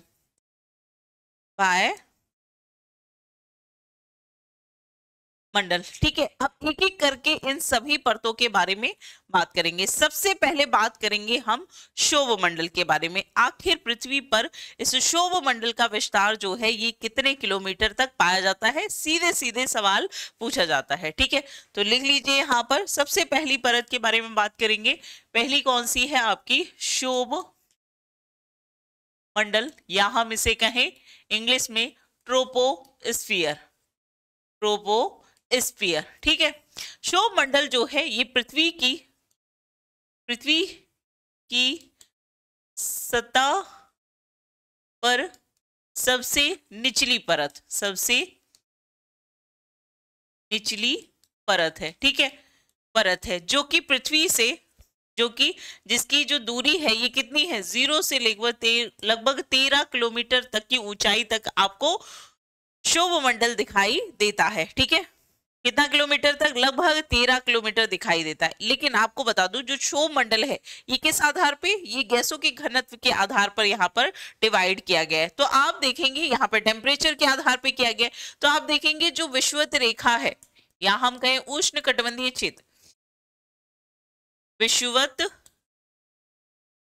रेखा पर ये कितने किलोमीटर तक जो है इनका विस्तार, क्षोभ मंडल का विस्तार पाया जाता है, तो लगभग 18 किलोमीटर तक, ठीक है। कितना, 18 किलोमीटर तक।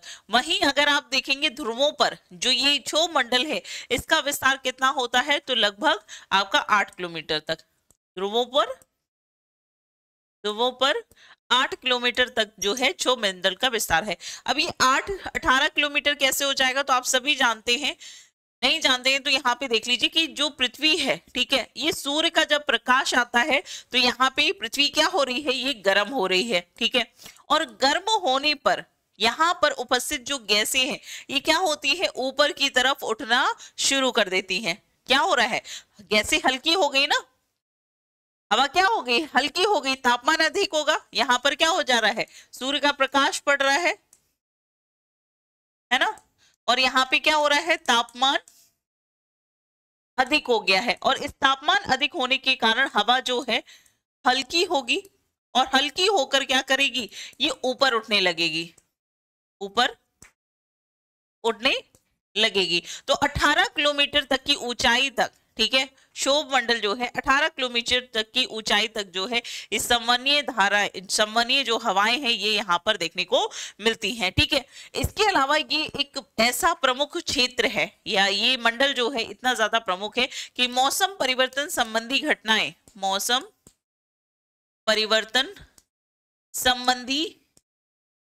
संबंधी घटनाएं जो है यहाँ पर मुख्य रूप से देखी जाती हैं। जैसे कि गर्मी हो गई, है ना, गर्मी में तापमान बहुत ज्यादा बढ़ जाता है। सर्दी हो गई तो सर्दी में तापमान बहुत कम हो जाता है। यानी कि मौसम संबंधी घटनाओं का सबसे ज्यादा प्रभाव आप कहाँ देखेंगे, क्षोभमंडल में देखेंगे।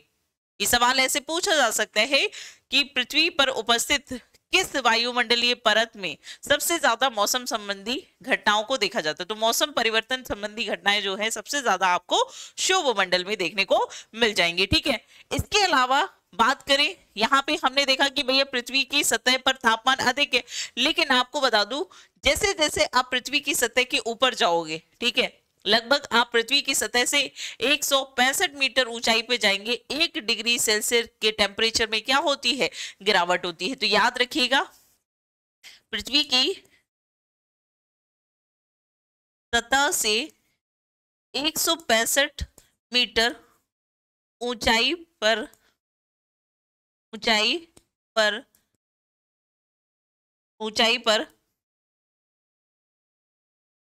जाने पर 1 डिग्री सेल्सियस तापमान जो है ये क्या होता है, ये कम हो जाता है, ठीक है। जैसे हमने पढ़ा था ना, पृथ्वी की आंतरिक संरचना जब हम पढ़ रहे थे तो हमने आपको बताया था कि पृथ्वी के जब धरातल के अंदर जाते हैं, भूपर्वती के अंदर प्रवेश करते हैं, तो प्रत्येक 32 मीटर की गहराई में जाने पर 1 डिग्री सेल्सियस के तापमान में वृद्धि हो जाती है। लेकिन पृथ्वी के ऊपरी सतह में जब हम वायुमंडल की बात करते हैं तो 165 मीटर की ऊंचाई पर जाने पर क्या हो रहा है, आपका 1 डिग्री सेल्सियस के तापमान में क्या हो रही है, कमी आ रही है। और जो ये कमी होती है इसे कहा जाता है सामान्य ह्रास दर। इसी कमी को क्या कहते हैं, इसी कमी को कहा जाता है, ये जो तापमान में कमी आ रही है इसे कहा जाता है सामान्य ह्रास दर, यानी कि नॉर्मल लैप्स रेट, ठीक है, नॉर्मल लैप्स रेट के नाम से जाना जाता है। ये पूछा जाता है नॉर्मल लैप्स रेट क्या है, तो प्रत्येक पृथ्वी की सतह से 165 मीटर की ऊंचाई पर जाने पर जब 1 डिग्री तापमान में कमी आती है तो इसे ही नॉर्मल लैप्स रेट कहा जाता है, ठीक है, नॉर्मल लैप्स रेट कहा जाता है। इसके अलावा क्षोभ मंडल जो है ये सभी जैविक क्रियाओं के लिए महत्वपूर्ण है, ठीक है, जैविक क्रियाओं के लिए महत्वपूर्ण है ना। ये मंडल जो है क्षोभ मंडल, ये क्या कर रहा है, सभी पेड़ पौधे हो गए, जीव जंतु हो गए, ये सभी जैविक क्रियाएं जो है ये सब किस मंडल में कर रहे हैं, ये सब क्षोभ मंडल में किया जाता है, ठीक है, याद रखिएगा। इसके अलावा बात करें क्षोभ मंडल की, ठीक है, इसके अलावा बात करें क्षोभ मंडल में आपको क्या क्या देखने को मिलेगा, क्या क्या देखने को मिलेगा, तो आप देखेंगे यहाँ पर जो कोहरा होता है ना, जो बादल देखते हैं आप, ये सब कहाँ दिखाई देते हैं, ये आपको क्षोभ मंडल में दिखते हैं। तो पाला हो गया, वर्षा, तूफान, यहाँ पर लिख सकते हो कि वर्षा हो गई। इसके अलावा कोहरा हो गया, कोहरा, पाला, है ना, ओस क्या है, आपका जलवाष्प है, ओस क्या है, आपका जलवाष्प है।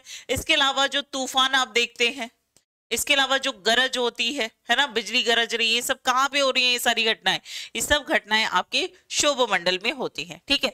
इसके अलावा अब बात करें हम तो क्षोभ मंडल के ऊपर कौन सी है? आपकी समताप मंडल की परत है। और क्षोभ मंडल से समताप मंडल के बीच में एक सीमा पाई जाती है, जहां से ये निर्धारित होता है कि अब आप समताप मंडल में प्रवेश कर रहे हैं। वहां की वायु अलग तरीके से जो है डिनोट की जाती है। तो यहाँ पर आप देखेंगे कि इसके बीच में एक क्षोभ सीमा पाई जाती है। ठीक है, तो क्षोभ मंडल और समताप मंडल के मध्य, समताप मंडल के मध्य क्या पाई जाती है? क्षोभ सीमा पाई जाती है, जो कि क्या करती है? इन दोनों परतों को विभाजित करने के लिए बनाई गई है। ये सब काल्पनिक रूप से है, ठीक है। यहाँ पर इनको यहाँ पे डिवाइड किया गया है किसके आधार पर? घनत्व और तापमान के। ऐसा नहीं कोई लाइन खींच दी गई है, ठीक है। तो यहाँ पर जो सीमा पाई जाएगी ये किसके बीच है? क्षोभ सीमा समताप मंडल और क्षोभ मंडल के बीच में स्थित है, ठीक है। चलिए, इसके अलावा क्षोभ मंडल में सबसे ज्यादा मात्रा में धूल कण या हम जलवाष्प की मात्रा की बात करें, ये भी आपको अधिक मात्रा में देखने को मिलेगा। तो जलवाष्प और धूल कण सर्वाधिक कहां मिलेंगे? आपको सर्वाधिक क्षोभ मंडल में मिलेंगे, है ना।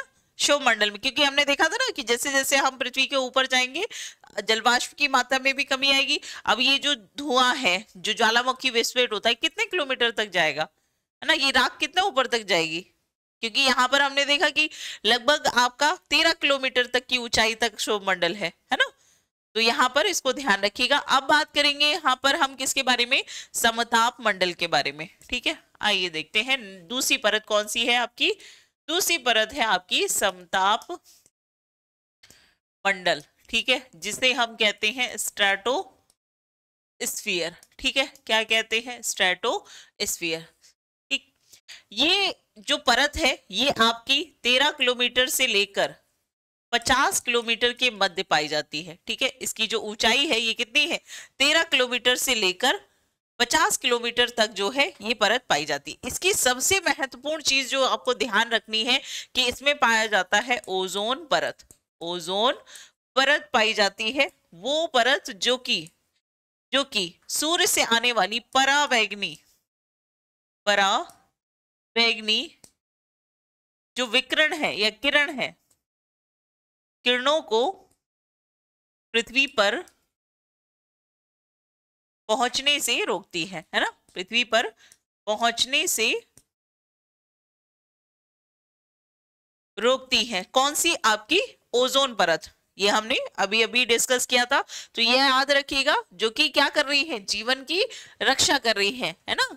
ये क्या करती है? जीवन की रक्षा करती है ना। हम लोग सुरक्षित है। सोचिए कितनी खूबसूरती से जो है पूरा का पूरा पृथ्वी बना है, कितनी खूबसूरती से हर चीज है कि प्रकाश आ तो रहा है लेकिन लिमिटेड आ रहा है, उतना ही आ रहा है जितना आवश्यक है आपके लिए, जीव जंतुओं के लिए, पौधों के लिए, है ना। और कुछ हानिकारक जो विकिरणें हैं वो प्रवेश नहीं कर पा रही हैं, है ना। जो कि हमने प्रीवियस भी देखा, जो हमारे वायुमंडल के बाहर आप देखेंगे, जो पृथ्वी के बाहर जो है मैग्नेटिक फील्ड है वो भी प्रोटेक्ट कर रहा है ना। वो भी एक आवरण बनाए हुए है, ओजोन परत भी बनाई हुई है। तो कितनी खूबसूरत है ये दुनिया। तो एक्सप्लोर करिए इसको अच्छे से, ठीक है। तो यहाँ पे ये याद रखिएगा। इसके अलावा समताप मंडल का तापमान जो है मुख्य रूप से आप देखेंगे, समताप मंडल का तापमान, ठीक है, वैसे तो ये स्थिर रहता है, ठीक है, वैसे तो ये स्थिर रहता है, लेकिन ठीक है, लेकिन ओजोन परत के कारण, ओजोन परत द्वारा सौर विकिरण अवशोषित करने के कारण, सौर विकिरण अवशोषित करने के कारण क्या होता है? अवशोषित करने के कारण जो है तापमान में वृद्धि होती है। तापमान में जो है क्या हो जाती है? वृद्धि हो जाती है। इसको ध्यान रखिएगा, इंपॉर्टेंट है।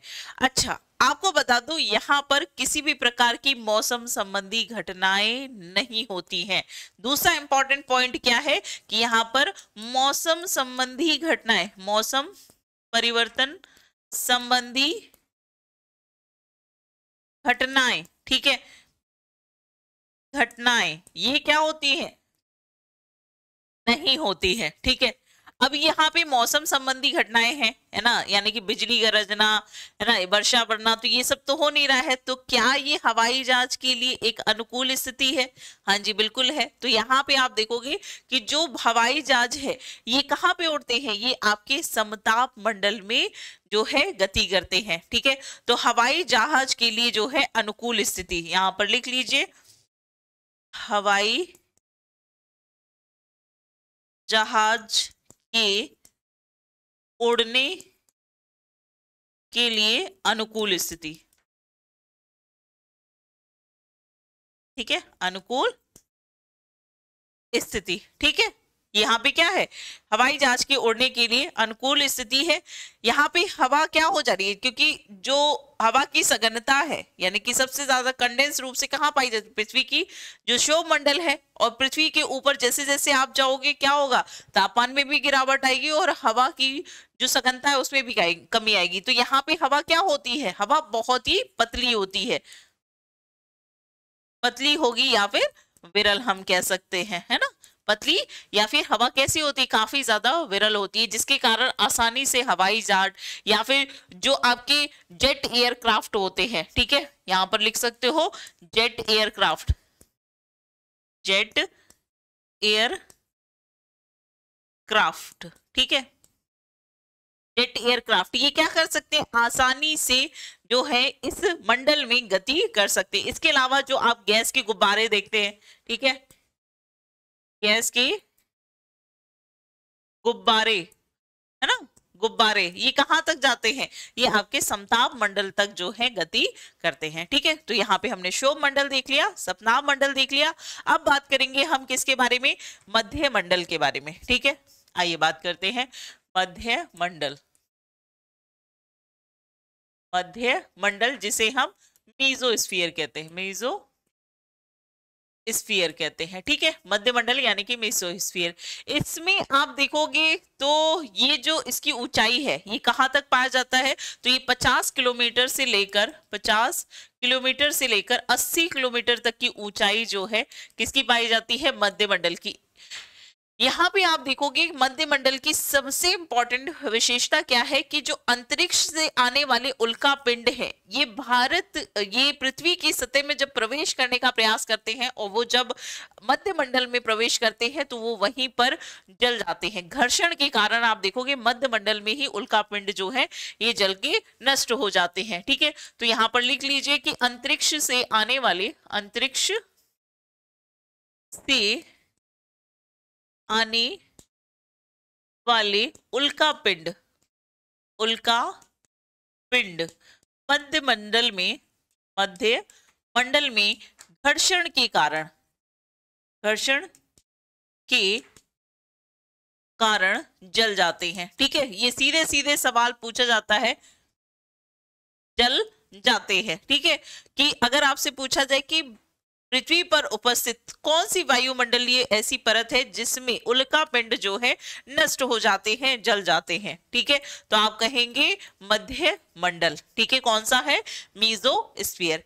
मीजोस्फीयर के ऊपर जब हम जाते हैं तो चौथी परत आती है आपकी आयन मंडल, यानी कि उसे आयनोस्फीयर भी कहते हैं, या फिर हम उसकी बात करें तो उसको थर्मोस्फीयर भी कहा जाता है, ठीक है। तो नेक्स्ट हम बात करेंगे किसके बारे में, ये आपकी तीसरी परत होगी। चौथी परत है आपकी आयन मंडल, आयन मंडल, ठीक है, इंग्लिश में से थर्मोस्फीयर, थर्मोस्फीयर कहते हैं, या आप कह सकते हो और इसको आयनोस्फीयर, आयनोस्फीयर भी कहा जाता है, ठीक है। इसकी बात कर रहे हैं हम आयन मंडल की। आयन क्यों कहा जाता है, क्योंकि यहाँ पर आवेशित, विद्युत आवेशित कण पाए जाते हैं, ठीक है। ये आयन मंडल क्यों है, क्योंकि यहाँ पर आयन होते हैं, यानी कि विद्युत आवेशित कण पाए जाते हैं, विद्युत आवेशित कण पाए जाते हैं, ठीक है। अब विद्युत आवेशित कण है तो ये क्या करेंगे, किस चीज में हेल्प करेंगे, तो ये पृथ्वी के द्वारा प्रसारित जो रेडियो होता है, पृथ्वी के द्वारा प्रसारित जो रेडियो तरंगे होती हैं उनको परावर्तित करने का काम करता है, ठीक है। तो ये आवेशित कण क्या करते हैं, पृथ्वी द्वारा प्रसारित रेडियो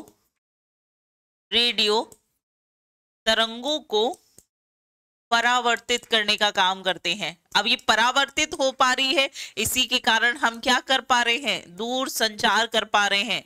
ठीक है, संचार मतलब कम्युनिकेशन, दूर संचार, दूर से हमारा कम्युनिकेशन हो पा रहा है।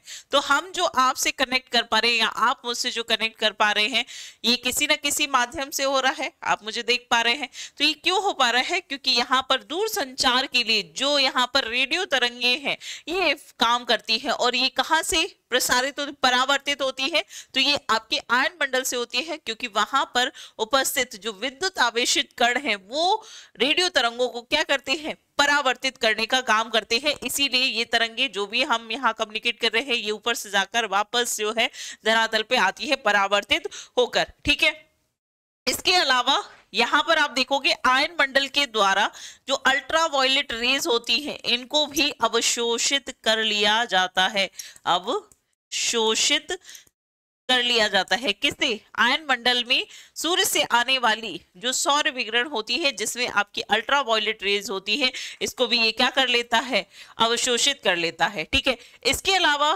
पृथ्वी पर उपस्थित जो इंटरनेशनल स्पेस स्टेशन है, यहाँ पे इंपॉर्टेंट चीज क्या है कि जो इंटरनेशनल स्पेस स्टेशन है, इंटरनेशनल स्पेस स्टेशन यानी कि अंतरराष्ट्रीय अंतरिक्ष संस्था या केंद्र, ये कहां पर है, ये आपके आयन मंडल में स्थित है। जिस तरीके से यानी कि स्पेस सेंटर है, अंतरिक्ष में एक पूरा का पूरा क्या बना दिया गया, एक लैबोरेटरी तैयार की गई है, इंटरनेशनल स्पेस स्टेशन, जहां पर दुनिया भर के विभिन्न देशों के जो अंतरिक्ष यात्री हैं, जो अंतरिक्ष वैज्ञानिक है, वो यहाँ पर अध्ययन कर रहे हैं। ठीक है, इसके बारे में अक्सर आप न्यूज में सुनते होंगे, जैसे कि अभी हाल ही में हुई घटना में आपने सुना होगा कि अंतरराष्ट्रीय स्पेस स्टेशन में अमेरिका के द्वारा एक मिशन लॉन्च किया गया था, स्टार लाइनर मिशन। ठीक है, जिसमें भारतीय मूल की अंतरिक्ष यात्री सुनीता विलियम्स को उनके सहयोगी बिल बुचमोर के द्वारा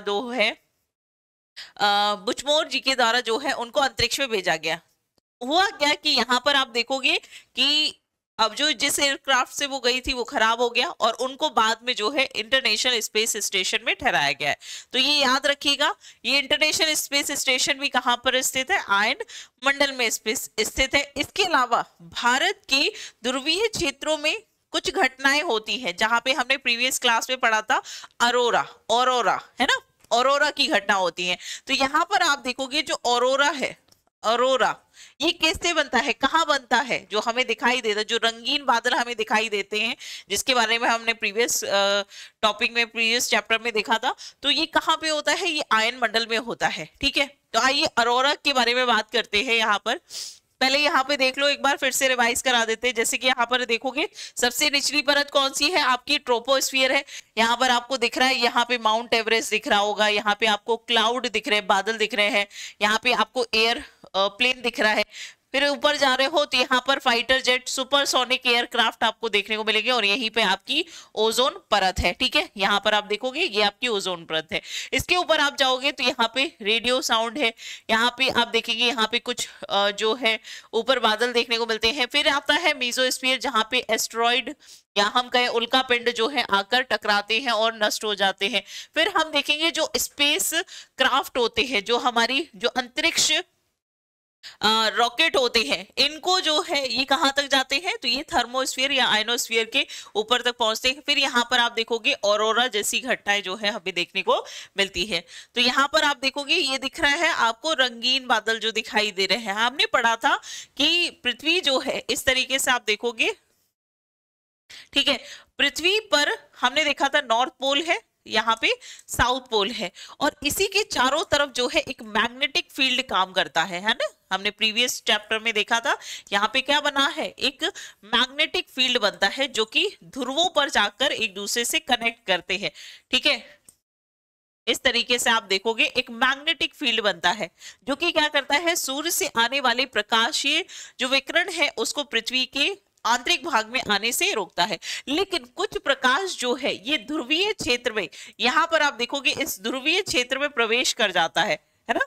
इस ध्रुवीय क्षेत्र में जब सूर्य के जो प्रकाश है, जो सौर पवन है, ये प्रवेश कर जाती है, यहाँ पे क्या आ रही है, ये सौर पवन जो है ये पृथ्वी के ध्रुवीय क्षेत्र में प्रवेश कर जाती है और यहाँ पर उपस्थित नाइट्रोजन, ऑक्सीजन, हाइड्रोजन, हीलियम, इन गैसों के साथ क्या करता है, अभिक्रिया कर लेता है। ठीक है, इनसे क्या करता है, अभिक्रिया करता है। ध्रुवीय क्षेत्रों में सौर पवन जब ध्रुवीय क्षेत्र में प्रवेश कर जाती है तो उस वायुमंडल में उपस्थित नाइट्रोजन गैस, इसके अलावा हाइड्रोजन, ऑक्सीजन गैस के कारण ये पर्पल, ग्रीन, रेड, ब्लू, है ना, येलो, ये सारी गैसें जो है यहाँ पर बनाती है। ठीक है, तो यहाँ पर आप देखोगे कि जो उत्तरी ध्रुव है, उत्तरी ध्रुव में जो ऑरोरा बनता है इसको क्या कहते हैं, बोरेलिस अरोरा। ठीक है, तो यहाँ पर लिख लीजिए कि उत्तरी ध्रुव पर, ठीक है, यहाँ पर उत्तरी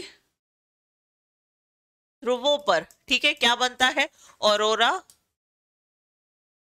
ऑरोरा बोरेलिस बनता है। ठीक है, बोरेलिस कहा जाता है। ये जो रंगीन बादल है इन्हें उत्तरी ध्रुव पे ऑरोरा बोरेलिस कहा जाता है, वहीं दक्षिणी ध्रुव पर, दक्षिणी ध्रुवों पर इसे क्या कहते हैं, ऑरोरा, ऑरोरा ऑस्ट्रोलिस, ऑस्ट्रोलिस कहा जाता है। ठीक है, तो ये पूछा जाए कि उत्तरी और दक्षिणी ध्रुव पर जो ऑरोरा है इन्हें किस नाम से जाना जाता है और इनके बनने का क्या कारण है, वो यहाँ पर आपको मुख्य रूप से याद रहना चाहिए। ठीक है, ओके, चलिए अब बात करेंगे यहाँ पर क्वेश्चन के बारे में और देखेंगे आज के कुछ इंपॉर्टेंट क्वेश्चन जो कि इसी टॉपिक से रिलेटेड हैं और उसके बाद ये चैप्टर आपको यहाँ पर क्लियर हो जाएगा।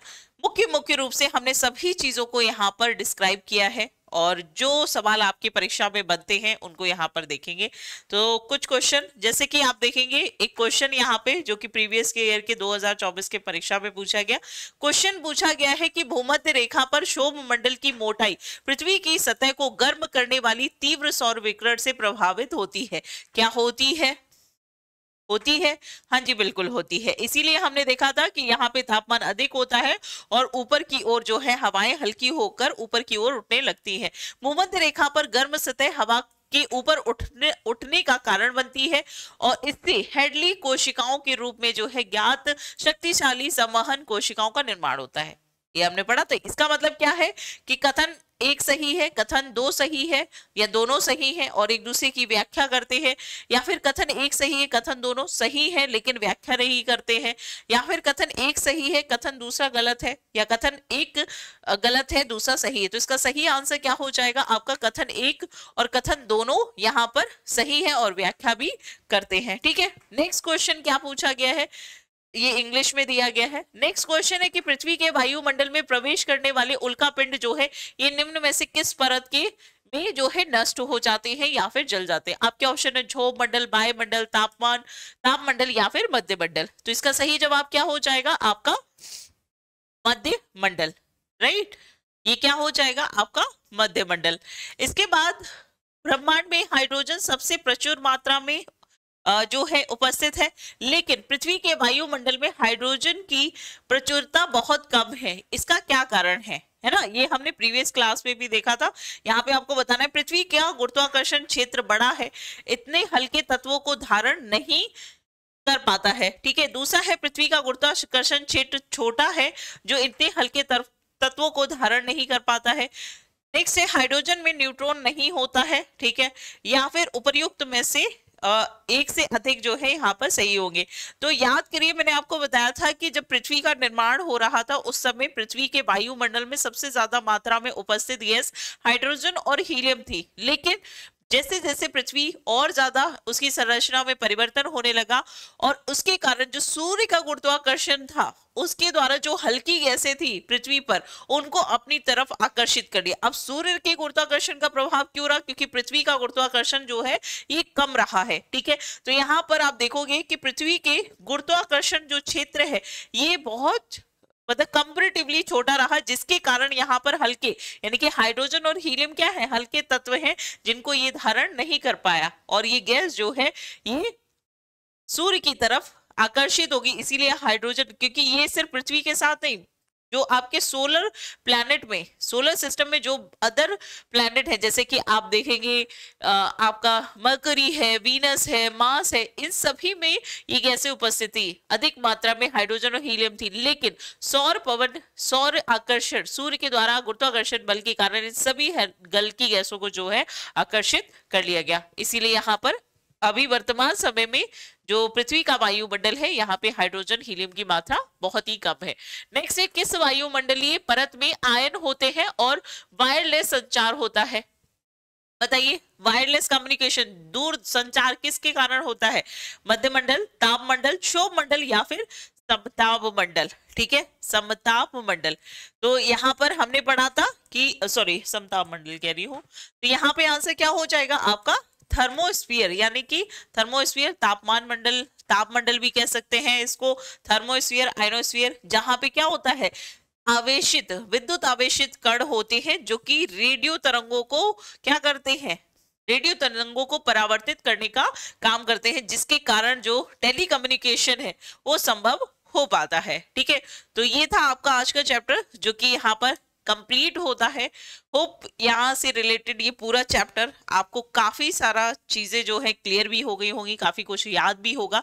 और इनकेस कोई डाउट होता है तो एक बार चैप्टर को जरूर पढ़िएगा, ये बहुत ही इंपॉर्टेंट चैप्टर है। हमने देखा कि किस तरीके के सवाल आते हैं और विभिन्न परीक्षाओं में इससे सवाल जो है अलग अलग फॉर्मेट में पूछा जाता है। तो चाहे फैक्ट की बात कर लीजिए, चाहे कॉन्सेप्ट की, क्वेश्चन जो है बनते हैं। ठीक है, तो ये यहीं पे समाप्त होती है। अब हम मिलेंगे नेक्स्ट चैप्टर में, नेक्स्ट क्लास में, नेक्स्ट चैप्टर के साथ। तो तब तक के लिए थैंक यू सो मच।